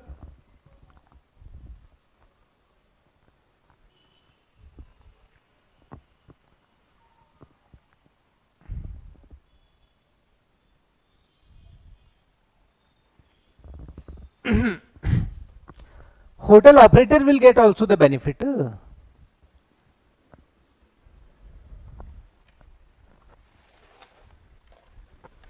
होटल मेरे को भी मिल जाएगा ना, ऑपरेटर को भी मिल जाएगा, both both both.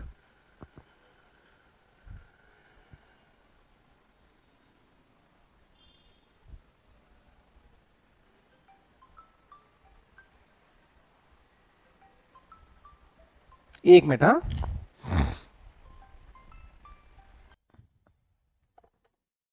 Hello,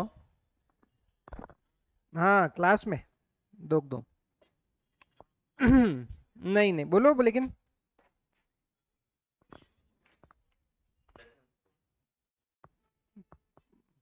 5 minute में करता हूँ वापस, 10 मिनट में करता हूँ मैं तो, है ना। हाँ सर, नहीं अभी तो नहीं आ रहा फिलहाल तो। हाँ हाँ, परफेक्ट परफेक्ट। और यार ये चेयर चेंज करवाओ ना यार सर, किसी को बोल के यार, ये चू चू करती है यार, मना तो बैठने में आता है, सबको आवाज आती है फिर इसकी। हाँ तो ये चेयर, क्योंकि और बैठना भी जरूरी है, मैं 3-3 घंटे के लेक्चर लेता हूँ तो खड़े खड़े पॉसिबल भी नहीं है ना।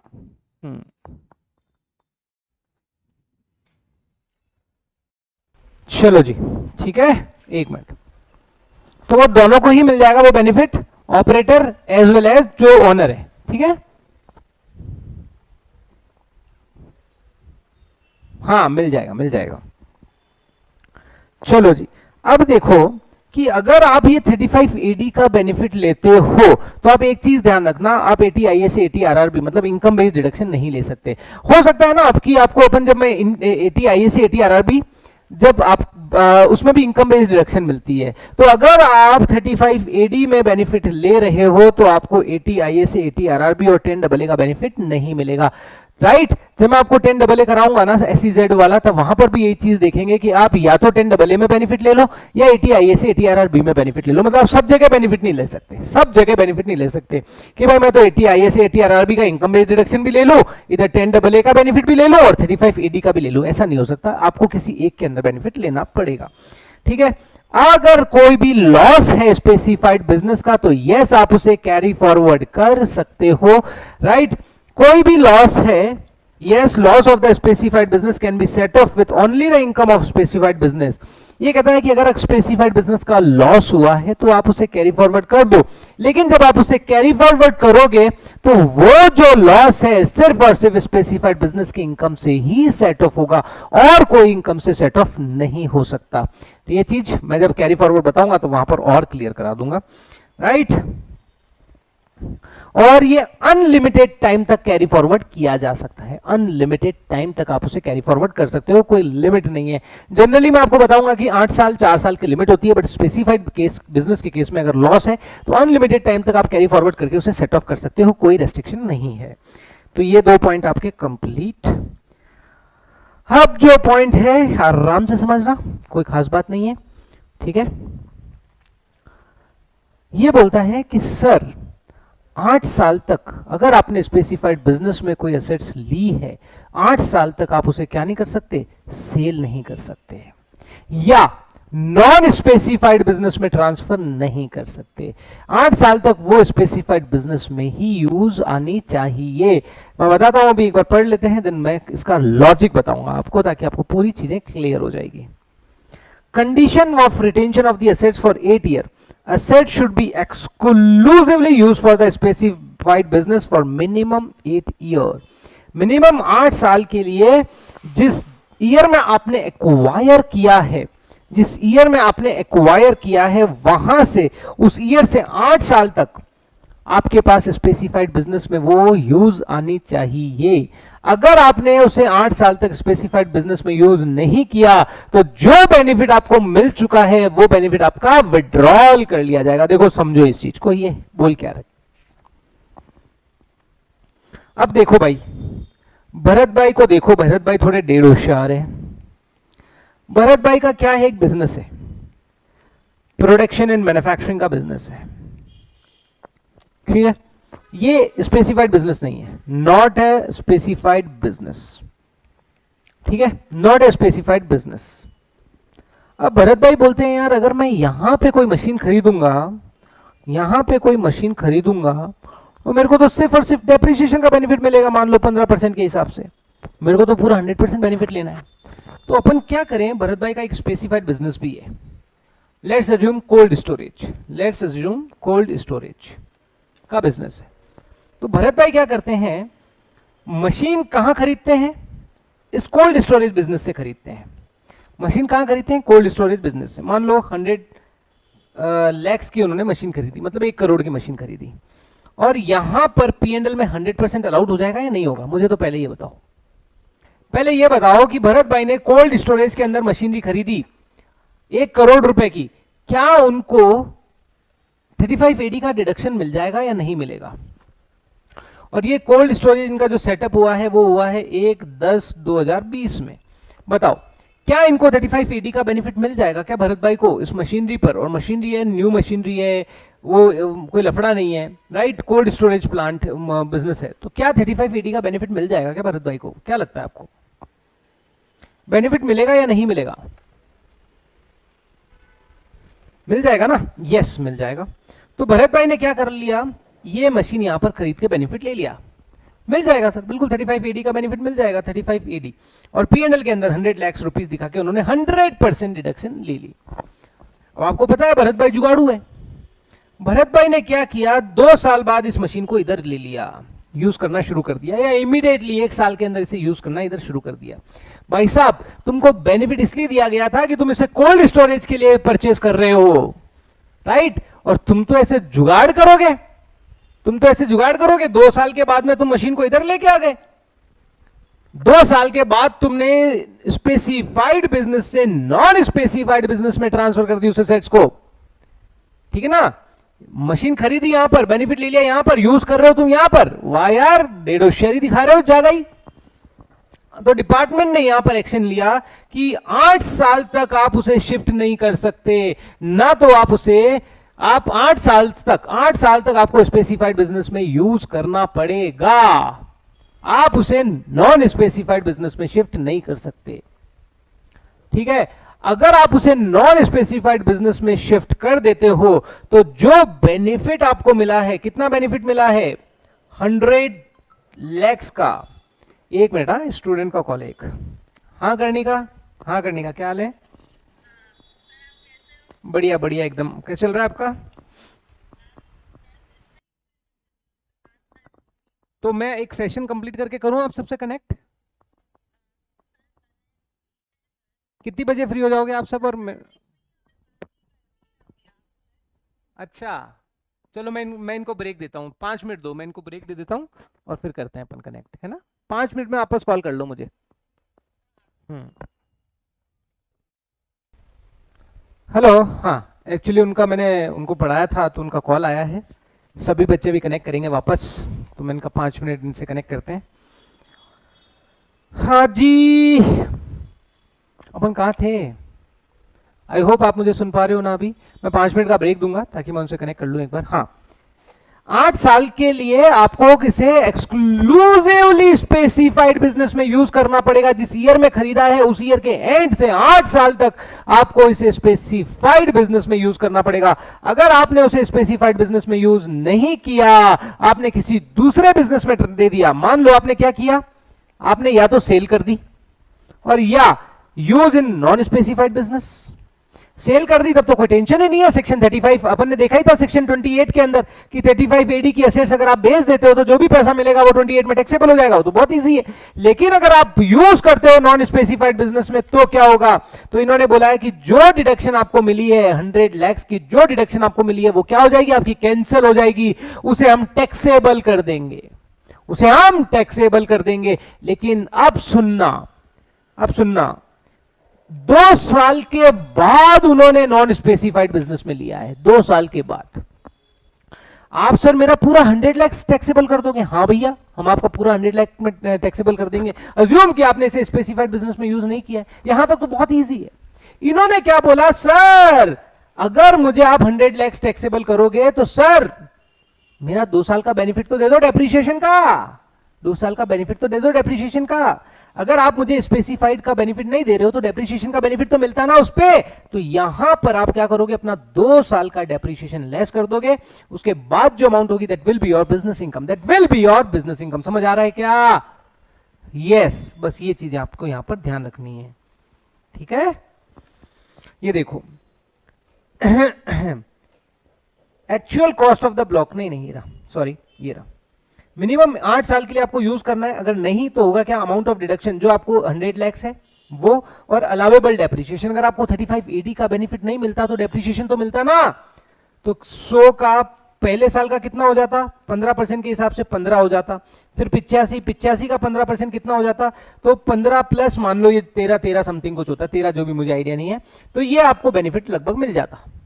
और फिर रिमेनिंग 72 विल बी टैक्सेबल। समझ आ रहा है ना? रिमेनिंग 72 विल बी टैक्सेबल, वो आपका 72 इनकम मान ली जाती। दैट्स इट, ये हो गया आपका खत्म।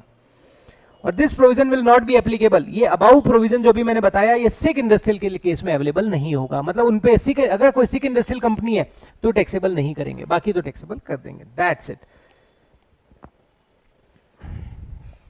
ठीक है? और नॉन स्पेसिफाइड के लिए जो असेट्स आ रही है तो वो उसके ब्लॉक में ऐड होगी। ब्लॉक में किस वैल्यू पे ऐड होगी, जो WDV है 100 लाख। देखो नॉन स्पेसिफाइड बिजनेस को अगर ये असेट्स आ रही है, राइट, जैसे भरत भाई के कौन सा बिजनेस अपन ने करा था यार, मैन्युफैक्चरिंग का बिजनेस था, उसके लिए असेट्स खरीदी तो वो उस बिजनेस में आ रही है तो वो अपने ब्लॉक में ऐड करेगा। अब स्पेसिफाइड बिजनेस वाला तो मामला हो गया, टैक्सेबल कर दिया, अब ब्लॉक में भी तो ऐड करेंगे, तो किस वैल्यू पे ऐड करेंगे, 100 पे नहीं, वो WDV पे, ठीक है ना, WDV पे इसे ऐड किया जाएगा। तो देखो ये समझ आया क्या? इसका भी एक एग्जांपल करा दूंगा मैं ताकि तुम्हें पूरा क्लियर हो जाएगा। Cost of such assets 100 lakhs minus depreciation allowable if such assets used for non specified business. अगर ये एसेट्स नॉन स्पेसिफाइड बिजनेस में यूज करी जाती तो उस पर कितना डेप्रिसिएशन मिलता वो लेस कर देंगे। और वो लेस करने के बाद जो अमाउंट आएगी ये उसके लिए ब्लॉक में ऐड हो जाएगी। इसका एक क्वेश्चन मैं भी आपको करा देता हूं, चलो तुम क्वेश्चन करना और फिर 10 मिनट का ब्रेक ले लो और मेरे साथ ही रहो, मैं उन पे कॉल पे कनेक्ट कर लेता हूं थोड़ा सा। ये तो है मेरा नॉन स्पेसिफाइड बिजनेस, ठीक है। ये क्या है, मैन्युफैक्चरिंग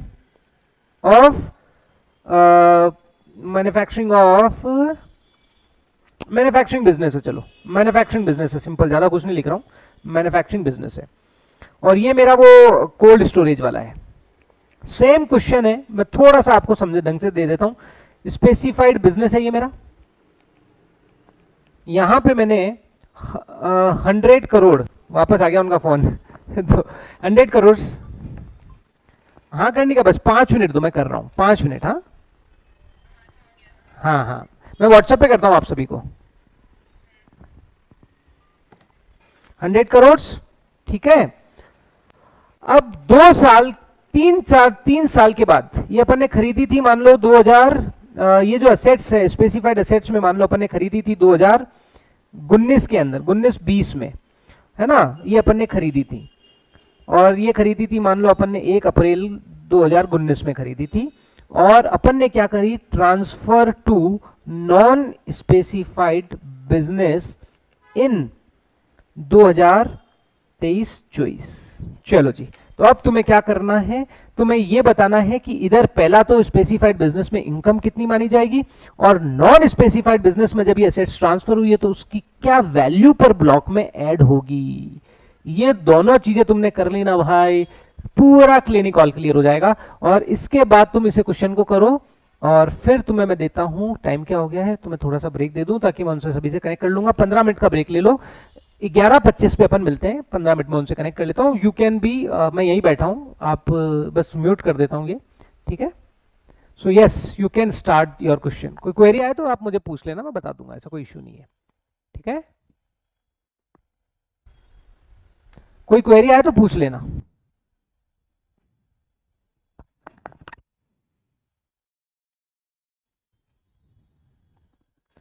जी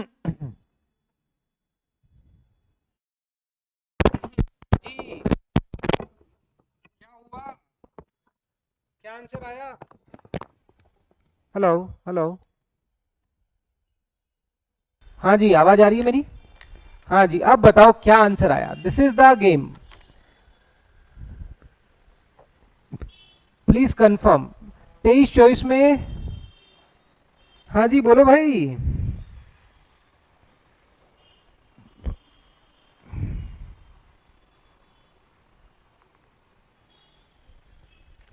हाँ जी, क्या रहा आंसर, क्या रहा आंसर?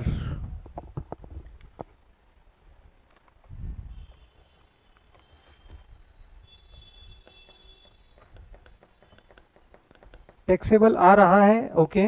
चलो जी, अब मैं बताता हूं होगा क्या, समझना। यहां पर अपन ने क्या बोला था, 2019-20 में अपन ने खरीदा था 100 करोड़ में।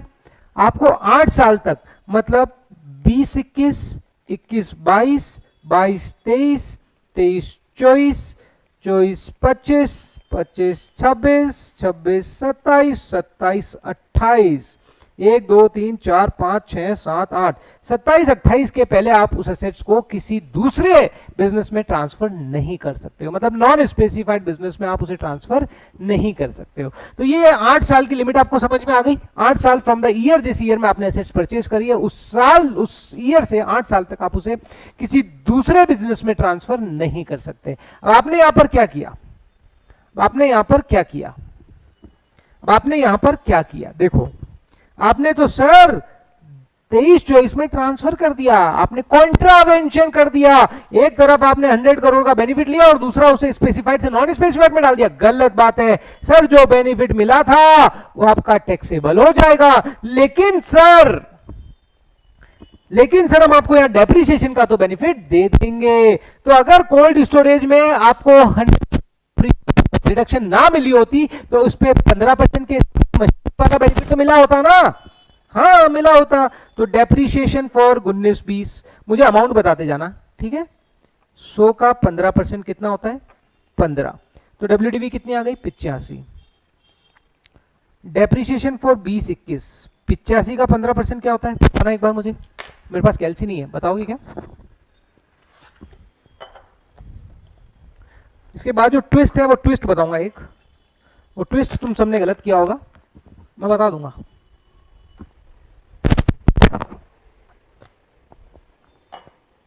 अरे बताओ ना भाई, अरे 85 का 15% कितना होता है यार, क्या करते हो रे तुम, बताते नहीं हो।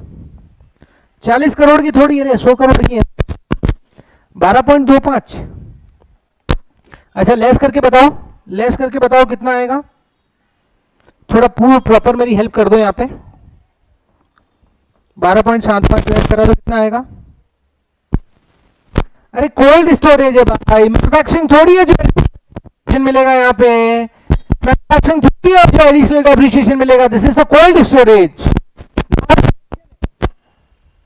क्या करते, काय करते हर्षिता, काय करते। चलो जी आगे बताओ कितना होगा 72.25। चलो डेप्रिसिएशन 21-22 का कितना होगा 72.25 इंटू 15%, बताओ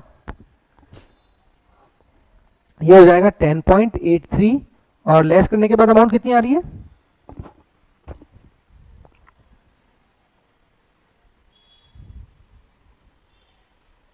hello hello hello hello hello hello hello hello hello, तू मेरी अधूरी प्यास प्यास, तू आ गई दिल को रास रास। लेस करने के बाद अमाउंट तो बता दो भैया। 61.4125। ओके, अब डेप्रिसिएशन लगाएंगे अपन 22-23 का, करेक्ट, अपन ने बेची कब है 23-24 में बेची है। चलो भैया 22-23 का 61.41 पे 15% के हिसाब से डेप्रिसिएशन कितना लगेगा बता दो भैया, बता दो। तू मेरी अधूरी प्यास प्यास, तू आ गई दिल को रास रास, अब तो है गुजारिश ना ना ना ना ना ना ना ना ना, बोलो भाई 9.21। चलो अब लेस करने के बाद मुझे बताओ क्या अमाउंट आ रही है। ये क्या हो गई ओपनिंग WDV एज ऑन 23-24, 1/4/2023 को आपकी जो ओपनिंग WDV है वो कितनी हो गई 9.21। लेस करने के बाद कितना आएगा भाई, बताते नहीं हो बराबर, बता तो रहे सर, आप खटाव नहीं है थोड़ा सा भी आपको, हमें टाइम, आप हम मैसेज भेजते हैं आपको दिखाई लेट दिखता है सर, क्या करते सर। चलो जी 52.21, लेट्स अज्यूम 52.20, चलो ये 20 ले लो, 5220, right. So this WDV will be the business income, समझ आ गया, this WDV will be the income, ठीक है ना, तो मान ली जाएगी, समझ आ गया। ओ ऐसा है क्या, हाँ, तो ये कोल्ड स्टोरेज बिजनेस का जब आप P&L अकाउंट बनाओगे तो वहां पर 52.20 will be your income treat कर लिया जाएगा। ये सेक्शन 35 AD में लिखा हुआ है कि अगर तुम 8 साल तक फ्रॉम द ईयर, जिस ईयर में परचेज करिए उस ईयर से 8 साल तक अगर आप उसे क्या करते हो, उसे स्पेसिफाइड बिजनेस में यूज नहीं करके नॉन स्पेसिफाइड में ट्रांसफर कर देते हो, तो this will be your income. I hope this is clear, I hope.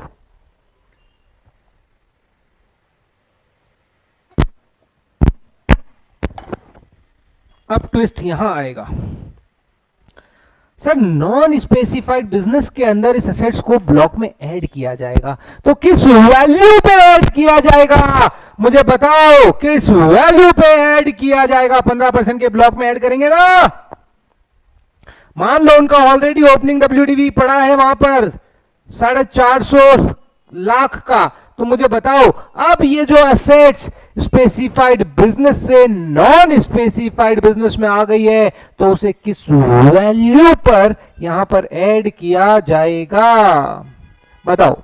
हाँ जी ऋषभ, मैं ये स्टेटस पॉइंट क्लास, हाँ बोलो बोलो, कौन से स्पीकर अपने आने वाले जो, उसको सुकृत को लगाओ फोन, वो बता देगा सारा। मैं आपको उसके नंबर भेजता हूँ, वो सब वो दे देगा।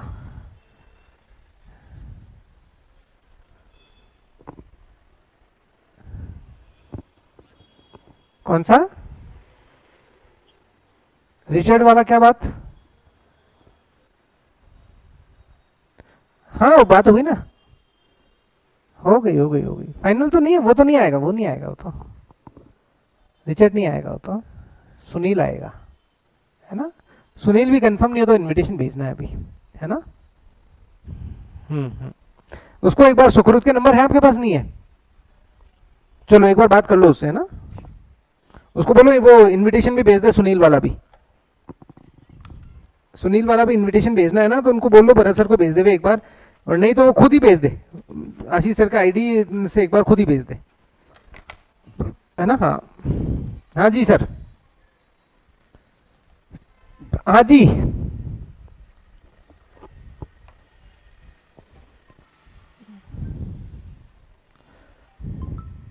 यार फोन इतने हैं। हाँ हेलो। हाँ हाँ नीलू, मैं कह रहा हूँ 10 मिनट दो, मैं वापस कॉल करता हूँ आपको, है ना? मेरा क्लास चल रही है ना, क्लास के बाद मैं कॉल करता हूँ आपको। हम्म।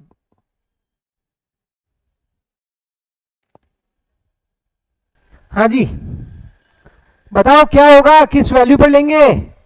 WDV पे लेंगे, श्योर? 52.20, are you sure? सब पक्का विश्वास है आप सभी को कि आप सही बोल रहे हो? यहां पर एक चीज ध्यान रखना, यहां पर एक चीज ध्यान रखना, अब इस लाइन को पढ़ो ताकि तुम्हारा, और फिर वापस आंसर सॉल्व करने की कोशिश करना। इस लाइन को पढ़ो और फिर वापस सॉल्व करने की कोशिश करना, क्योंकि जो तुमने आंसर दिया है उसमें कुछ फिरकी है। आवाज आ रही है ना मेरी? उसमें कुछ फिरकी है। देखो, actual cost for block, actual cost for block when assets used for non specified business, ये बोलता है कि आप उसकी एक्चुअल कॉस्ट निकाल लो। अगर 100 lakhs minus depreciation allowable if such assets used for non specified business, अगर आप इस assets को non specified business में खरीदते तो उसको कितना depreciation का benefit मिलता? वो depreciation less करने के बाद जो WDV बचेगी that will be your block का पार्ट, तो वो कितनी होगी? तुमने कंफ्यूज हो ही गए आखिर। अब देखो, वो सेट्स 100 लाख की थी, 100 लाख की थी, 19-20 में अपन ने खरीदी थी। अपन ने नॉन स्पेसिफाइड बिजनेस क्या था? मैन्युफैक्चरिंग का था। तो मैन्युफैक्चरिंग में आपको एडिशनल डेप्रिसिएशन भी तो मिलता है जी। ये कहता है कि जब आप इस एसेट्स को नॉन स्पेसिफाइड बिजनेस में ले रहे हो, तो जब नॉन स्पेसिफाइड के ब्लॉक में किस वैल्यू पर ऐड करोगे? तो उन्होंने बोला कि अज्यूम कि ये एसेट्स अगर हमने नॉन स्पेसिफाइड बिजनेस में ली होती तो कितना डेप्रिसिएशन अलाउेबल हो जाता। वो डेप्रिसिएशन लेस करने के बाद जो डब्ल्यूडीवी बचेगी that will be the part of the block. देखो, 19-20 में डेप्रिसिएशन तो लगता 15 और एक आपको एडिशनल डेप्रिसिएशन मिलता 20, तो कितना हो गया? 65। ठीक है ना? ये 19-20 का डेप्रिसिएशन हो गया। इसी तरीके से 20-21 का 65 पे डेप्रिसिएशन निकाल लो, फिर 21-22 का जो रिमेनिंग है उस पे डेप्रिसिएशन निकाल लो, और 22-23 का डेप्रिसिएशन निकाल लो। ये लेस करने के बाद जो अमाउंट आती ना, that will be the block का part, that will be the block का part. I hope this is clear. हाँ बोलो भाई बोलो, 5 मिनट का ब्रेक दूंगा अभी तुमको। मजा आया? अब 35 एडी कराता हूं, फिर उसके बाद 5 मिनट का ब्रेक देता हूं। पहले 5 मिनट का ब्रेक दे देता हूं, फिर एडी करा देता हूं। नहीं यार, पहले निकालो आंसर, निकालो सब आंसर निकालो, बताओ मुझे। 1 मिनट आया मैं।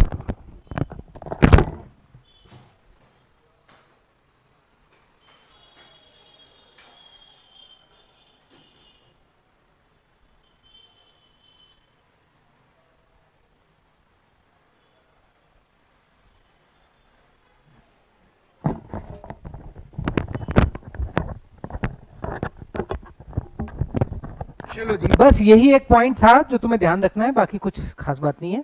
और एग्जाम पॉइंट ऑफ व्यू से इट्स नॉट रिलेवेंट, हाँ इसे लेस इंपॉर्टेंट में डाल लो, ज्यादा कोई खास बात नहीं है। 35 AD it's not so important, objective में पूछे कोई अलग बात है, बाकी एग्जाम पॉइंट ऑफ व्यू से बस तुम्हें पता होना चाहिए, मैं इंपॉर्टेंट कैटेगरी में नहीं डालूंगा बट इसे, ठीक है।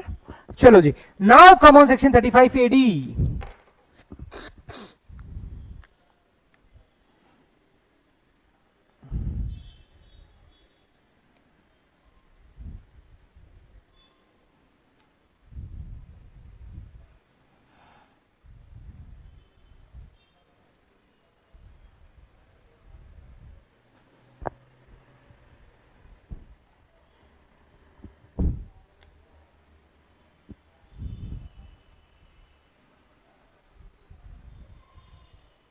चलो जी, यहां तक क्लियर है आई होप। चलो मैं आगे चलूं अब, last section 35D preliminary expenses. तो ये आपका 35 AD पूरा कंप्लीट हो गया। देखो टाइम तो लगता ही है यार, बड़ा है ना सेक्शन, और अच्छे से समझाना है, मतलब एक एक चीज में अपने को क्लियरिटी के साथ जाना है, मतलब ऐसे नहीं कि हवा हवा में जाए, बाउंसर जाए। आज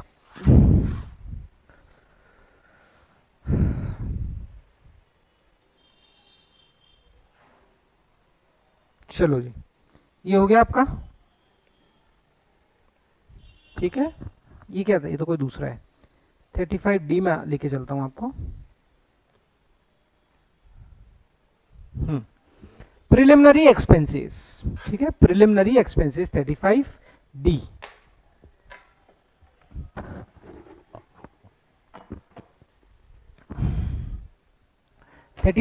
प्रिलिमिनरी एक्सपेंसेस, ठीक है। कल का ऑफ रहेगा तो आज अपन थोड़ा सा एक्सटेंड भी करेंगे तो चलेगा ना, ठीक है। खाना वाना खा लेना आराम से, भले ही एक्सटेंड मतलब सच ये मान के चलो, अभी तो 11:30 हुई है, ठीक है। मैं अभी तुम्हें 5-10-15 मिनट का ब्रेक दे, 10 मिनट का आप कहोगे तो मैं ब्रेक दे दूंगा, ठीक है। 10 मिनट का ब्रेक ले लेना और खाना वाना साथ में ले लेना, थोड़ा सा ज़्यादा पढ़ लेते हैं अपन, ताकि यार आज हो जाएगा यार, ठीक है। थकोगे तो नहीं ना तुम, बोलोगे सर भरत सर ना आप बहुत परेशान करते हैं सर, इतना कोई बट यार सोचो तुम्हारा बहुत ही अच्छे समय में और बहुत कम समय के अंदर अपन ने बहुत अच्छा चैप्टर कंप्लीट कर दिया है, और अब इसके अपन को वैल्यू एडिशन भी करने हैं, मॉड्यूल भी करना है, क्वेश्चन भी करने हैं, तो मेहनत तो पूरी करनी है। मेहनत थोड़ी सी अपन अभी स्ट्रेच कर लेंगे तो चल जाएगा यार, है ना, ताकि बाद में तुम खुद रिलैक्स रहोगे, तुम्हारा कोर्स कंप्लीट हो जाएगा, कमांड हो जाएगी ना, तुम्हारा जो कंफर्ट लेवल होगा ना भाई, इस तक लेवल पे होगा। नहीं तो क्या होता है, आधी करोड़ तो यार ये सोचती सलाह अभी तक कोर्स ही कंप्लीट नहीं हो रहा है। 1:30 तक जिस देखो जिसके एग्जाम है वो जा सकता है, कोई प्रॉब्लम नहीं है, बट जिसके एग्जाम नहीं है वो तो रुक जाओ। आपके 2 बजे सेशन नहीं है क्या?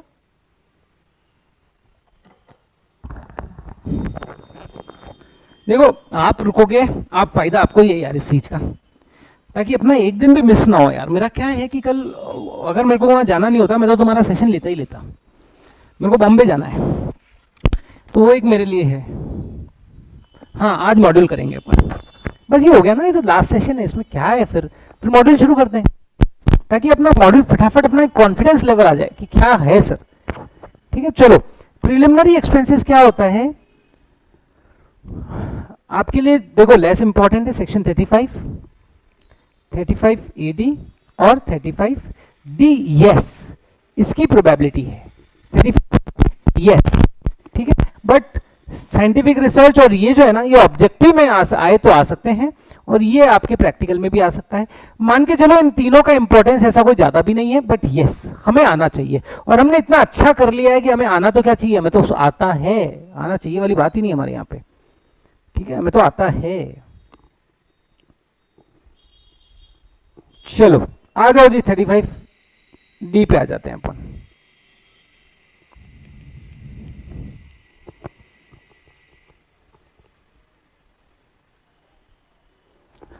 इसमें इन्होंने क्या बोला है कि अगर आप कोई नया बिजनेस सेटअप कर रहे हो या अपने एग्जिस्टिंग बिजनेस को आगे बढ़ा रहे हो, या तो आप क्या कर रहे हो, नया बिजनेस सेटअप कर रहे हो या अपने एग्जिस्टिंग बिजनेस को आगे बढ़ा रहे हो, तो ये बोलता है जब आप बिजनेस कमेंस कर रहे हो या एग्जिस्टिंग बिजनेस को आगे बढ़ा रहे हो, तो जो नया सेटअप है, देखो इन्होंने एक ही चीज यहां पर बोली है कि अगर प्रिलिमिनरी एक्सपेंसेस, ये क्या होते हैं मैं भी आपको बताऊंगा।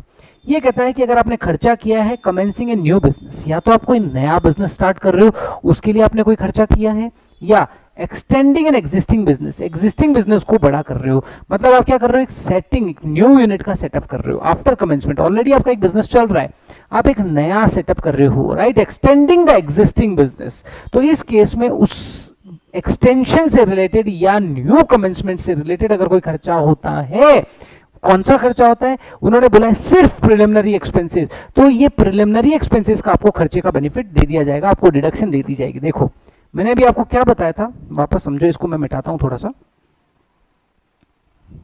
अगर आपको याद है तो मैंने बताया था कि पीजीपीपी के अंदर सिर्फ कमेंसमेंट के बाद के एक्सपेंडिचर अलाउड होते हैं, कमेंसमेंट के पहले के एक्सपेंडिचर अलाउड नहीं होते हैं, राइट। अगर आप बिजनेस शुरू कर रहे हो ना तो कमेंसमेंट के बाद के सारे खर्चे आपको अलाउड हो जाएंगे, लेकिन कमेंसमेंट के पहले के खर्चे आपको अलाउड नहीं होते हैं, राइट। ये भी चल नहीं रहा है क्या यार, चल रहा है। इसके बाद इसको चार्ज पे भी लगा दूंगा तो 10-15 मिनट तुम खाना खा लेना आराम से, है ना। तो प्रिलिमिनरी एक्सपेंसेस में इन्होंने क्या बोला है कि अगर आप कोई भी खर्चा करते हो, कोई भी खर्चा नहीं भैया, प्रिलिमिनरी खर्चा, ये क्या होता है, अभी बताता हूं ये क्या होता है। अगर आपने किया है बिफोर कमेंसमेंट, आपका बिजनेस मान लो शुरू हुआ है 1 जनवरी 2024 को, उसके पहले अगर आपने कोई प्रिलिमिनरी एक्सपेंसेस किया है इस बिजनेस से रिलेटेड, या आपने एग्जिस्टिंग बिजनेस में कोई नई यूनिट कमेंस करी है 2024 को, उससे पहले आपने उसके लिए कोई खर्चा किया है, तो उसका क्या होगा, अलाउड होगा क्या, नो। लेकिन उन्होंने बोला है कि अगर ये खर्चा सर प्रिलिमिनरी है, प्रिलिमिनरी एक्सपेंसेस है, तो अलाउड हो जाएगा इन 1/5 इक्वल इंस्टॉलमेंट। मान लो आपने यहाँ पे 50 लाख का खर्चा किया है, तो ये 50 लाख का खर्चा आपको 50/5 10 लाख हर साल अलाउड हो जाएगा। तो प्रिलिमिनरी एक्सपेंसेस में इन्होंने क्या बोला है कि अगर नई यूनिट से रिलेटेड, मतलब एक्सटेंडिंग, अगर आप अपने एग्जिस्टिंग बिजनेस को एक्सटेंड कर रहे हो, राइट, कोई नई यूनिट सेटअप कर रहे हो तो उससे रिलेटेड कोई खर्चा है, या न्यू कमेंसमेंट कर रहे हो उससे रिलेटेड अगर कोई प्रिलिमिनरी एक्सपेंसेस है, not all expenses, preliminary expenses, ये क्या होते हैं अभी मैं बताने वाला हूं। तो ये बोलते हैं कि अगर बिफोर कमेंसिंग, हाँ, ये बोलता है कि सर्टेन स्पेसिफिक एक्सपेंडिचर है, सारे एक्सपेंडिचर प्रिलिमिनरी नहीं होते हैं, सर्टेन स्पेसिफिक एक्सपेंडिचर ही प्रिलिमिनरी एक्सपेंसेस होते हैं। अगर आपने वो खर्चा किया है तो आपको 1/5 अलाउड हो जाएगा, ठीक है ना, 1/5 आपको अलाउड हो जाएगा।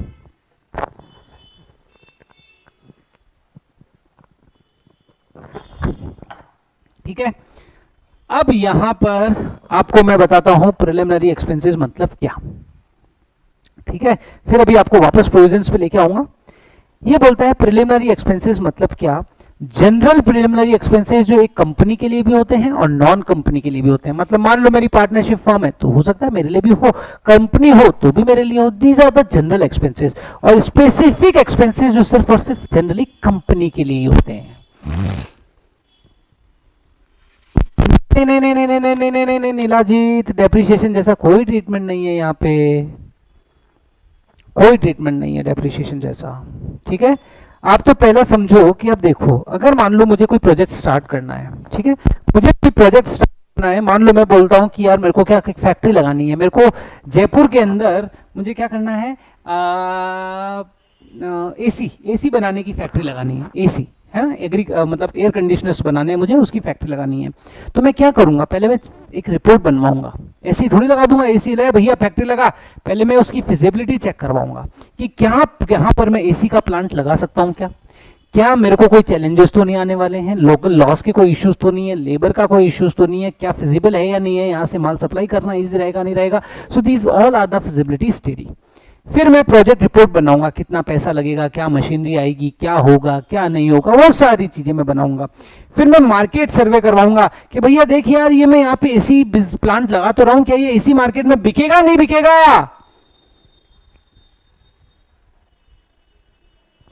Right, this is market survey report. और फिर इंजीनियरिंग सर्विस रिपोर्ट। अब जब मेरा सब मामला क्लियर हो गया, मैंने कहा नहीं ये प्लांट बनाना है, तो इंजीनियरिंग सर्वे बोलेगा मशीन ऐसे लगनी चाहिए, ये रूम यहाँ बनना चाहिए, स्टोर रूम यहाँ बनना चाहिए, these are the engineering service report.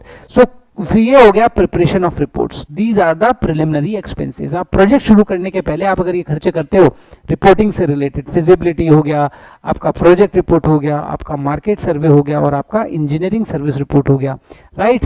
तो these are the preliminary expenses. इनसे रिलेटेड अगर कोई खर्चा हुआ है तो इसे प्रिलिमिनरी एक्सपेंसेस बोला जाता है।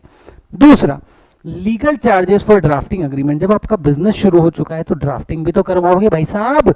वो भैया रामू से हाउसकीपिंग का अग्रीमेंट करो, अरे इससे माल खरीदने का अग्रीमेंट करो, इससे माल बेचने का अग्रीमेंट करना है, राइट। तो उसके कई सारे आपके ड्राफ्ट लीगल चार्जेस भी होते हैं फॉर ड्राफ्टिंग अग्रीमेंट। बिजनेस शुरू होता है उससे पहले कई सारे आपके अग्रीमेंट्स होते हैं। तो ये legal charges of the drafting agreement, right, for the business commencement और सेटिंग अप और एक्सटेंशन से related, business commencement, setting up और एक्सटेंशन, इससे रिलेटेड अगर आपके जो खर्चे हैं, राइट, वो भी यहां पर आ जाएंगे।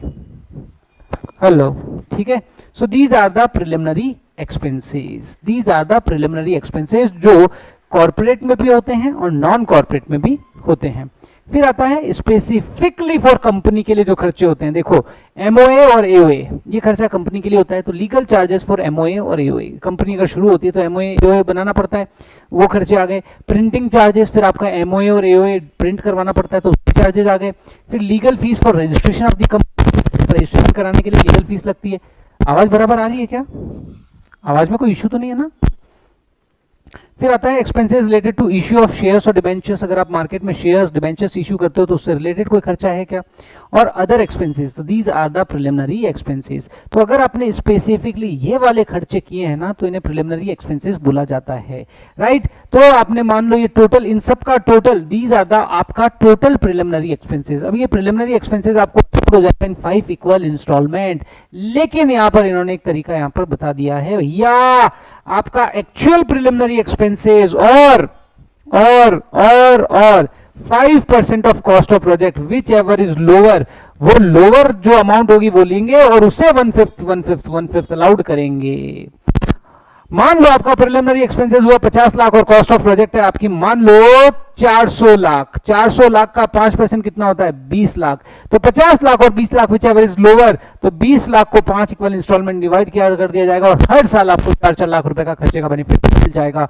और मान लो अगर ये आपका है 200, सॉरी ये आपका 4000, तो 4000 से ये कितना हो जाता है? 200। तो 50 और 200 विच एवर इज लोअर 50, तो 50 मतलब एक्चुअल प्रिलिमिनरी एक्सपेंसेस और कॉस्ट ऑफ प्रोजेक्ट का 5% विच एवर इज लोअर, ये दोनों आपको निकालना पड़ेगा, उसमें से जो लोअर होगा वो 5 इक्वल इंस्टॉलमेंट में आपको अलाउड हो जाएगा।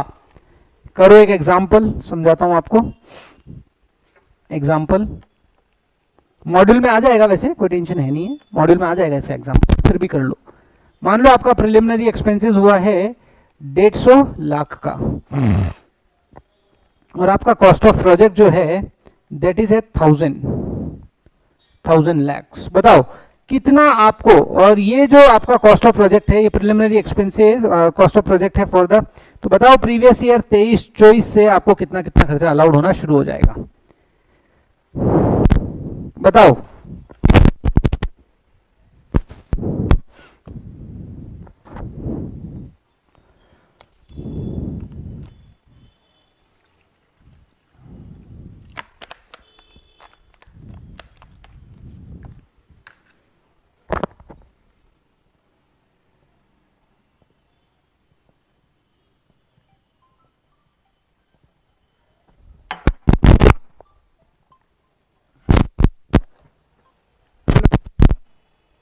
हाँ जी,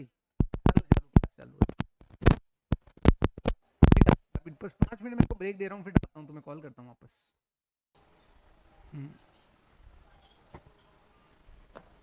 यहाँ पे आप क्या करोगे? यहाँ पे आप क्या करोगे? कॉस्ट ऑफ प्रोजेक्ट का 5% कितना होता है?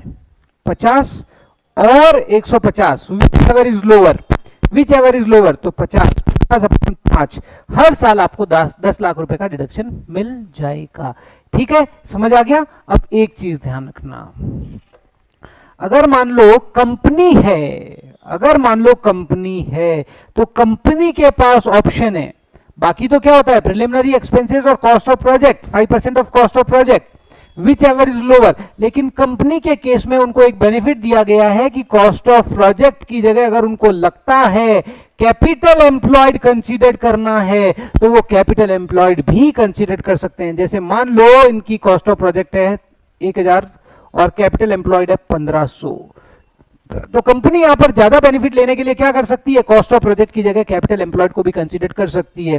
तो 5% ऑफ कॉस्ट ऑफ प्रोजेक्ट और capital employed whichever is higher, तो 1500 का ले लिया जाएगा, 1500 का, ताकि उनको ज्यादा बेनिफिट मिल जाए। तो 75 और 150 विच एवर इज लोअर, तो 75 को 5 इक्वल इंस्टॉलमेंट में डिवाइड कर दो, 15-15 का आपको बेनिफिट मिल जाएगा। आई होप समझ में आया। अगर कंपनी है तो कॉस्ट ऑफ प्रोजेक्ट की जगह कैपिटल एम्प्लॉयड लिया जा सकता है। सर ये कॉस्ट ऑफ प्रोजेक्ट क्या होती है और कैपिटल एम्प्लॉयड क्या होती है, अभी बताता हूं। समझ आया ना तुम्हें ये चीज? बस ये हो गया आपका। देखो जी, मैंने अभी आपको क्या बताया, प्रिलिमिनरी एक्सपेंसेस जो न्यू बिजनेस से रिलेटेड है, या अगर कोई एग्जिस्टिंग बिजनेस को आप एक्सपांशन कर उससे रिलेटेड अगर आपने प्रिलिमिनरी एक्सपेंसेस किया है, जो एक तो मैंने बता दिया था जनरल है और एक मैंने बता दिया था आपको कॉर्पोरेट के लिए। जनरल में क्या आ गया, कुछ रिपोर्ट्स बना रहे हो, फिजिबिलिटी हो गया, मार्केट सर्वे हो गया, इंजीनियरिंग हो गया, राइट, प्रोजेक्ट रिपोर्ट हो गया, और legal charges for drafting agreement related to business commencement, business extension, business commencement वाला, ठीक है। तो ये तो जनरल हो गया, जो कंपनी को भी हो सकता है, नॉन कंपनी को भी हो सकता है, मतलब कोई फॉर्म है तो उसको भी हो सकता है। कंपनी के लिए क्या होता है, एमओए एओए का चार्जेस हो गया, प्रिंटिंग चार्जेस हो गया, लीगल चार्जेस हो गया, रजिस्ट्रेशन चार्जेस हो गया, ड्राफ्टिंग चार्जेस हो गया, और आपका डिबेंचर्स और इक्विटी इश्यू करते हो तो उससे रिलेटेड एक्सपेंडिचर हो गया। These are the specific for the corporate, so these expenditure will be treated as the preliminary expenses। तो यहां इन्होंने क्या बोला है, एक्चुअल preliminary expenses और 5% ऑफ कॉस्ट ऑफ प्रोजेक्ट। लेकिन कंपनी के केस में उन्होंने बोला है कि अगर कॉस्ट ऑफ प्रोजेक्ट की जगह आप कैपिटल एम्प्लॉयड लेना चाहते हो तो ले सकते हो, अगर फायदे का सौदा है तो बिल्कुल ले लो। तो 5% ऑफ कॉस्ट ऑफ प्रोजेक्ट और capital employed whichever is higher, right. मतलब आप तो ये सिंपल देखो, जनरल क्या होता है, एक्चुअल प्रिलिमिनरी एक्सपेंसेस और cost of project whichever is lower that will be allowable in 5 equal installment. लेकिन अगर कंपनी के लिए फायदे का सौदा है तो कॉस्ट ऑफ प्रोजेक्ट की जगह कैपिटल एम्प्लॉयड लिया जा सकता है। दैट्स इट, हो गया आपका ये। अब आपका अगला क्वेश्चन आता है, sir what is cost of project and what is capital employed. ये कहता है सर जिस ईयर में आपका बिजनेस शुरू हुआ है, जिस ईयर में आपका बिजनेस शुरू हुआ है उसकी आखिरी डेट 31 मार्च को बिजनेस में जो असेट्स है, अगर आपका नया बिजनेस शुरू हुआ है, देखो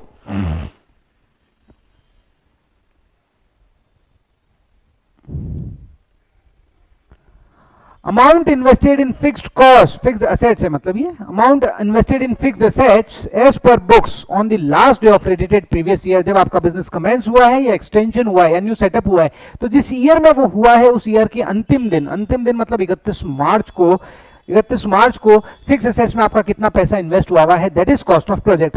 कैपिटल एम्प्लॉयड मतलब क्या हो गया, शेयर कैपिटल, वही 31 मार्च, जिस ईयर में आपका बिजनेस कमेंस हुआ है या नया सेटअप हुआ है उस ईयर की लास्ट डेट 31 मार्च को आपकी बुक्स में शेयर कैपिटल कितना है, डिबेंचर कितना है। शेयर कैपिटल में कभी भी जनरल रिजर्व नहीं आएगा, ये चीज ध्यान रखना। शेयर कैपिटल में यहां पर जनरल रिजर्व सरप्लस नहीं लिया जाएगा, कोई भी सिक्योरिटी प्रीमियम वगैरह नहीं लिया जाएगा, ध्यान रखना। शेयर कैपिटल मतलब प्योर शेयर कैपिटल, प्योर, ठीक है ना। डिबेंचर्स और लॉन्ग टर्म बोरोइंग सिर्फ यही कंसीडर किया जाएगा, this will be treated as the capital employed. I hope this is clear. तो इसका क्वेश्चन आएगा तो अपन वहां पर करेंगे, ठीक है। बस ये हो गया आपका सेक्शन 35D। और इन्होंने बोला है कि audit is mandatory, audit mandatory है। अगर आप ये प्रिलिमिनरी एक्सपेंसेस का बेनिफिट लेते हो तो आपको ऑडिट करानी पड़ेगी, क्योंकि वो एक्सपेंसेस चार्टर्ड अकाउंटेंट सर्टिफाइड करेगा, तभी आपको बेनिफिट मिलेगा, अदरवाइज आपको बेनिफिट नहीं मिलेगा। So now your chapter has been done, now we are taking break for 10 minutes. या ज्यादा ले, मैं 10 मिनट बहुत है यार, 15 मिनट ले लो, चलो तो 15 मिनट ले लो, खाना वाना खा लो, ठीक है, मैं भी कुछ खा लेता हूं, देन विल स्टार्ट, ठीक है, देन विल स्टार्ट। तो 11:50 हुई है, 12:05 पे अपन स्टार्ट कर देंगे, ठीक है। मॉड्यूल वाला पार्ट शुरू कर देंगे, कोशिश करेंगे कि अपन मॉड्यूल कंप्लीट कर दें, ठीक है। चलो ओके।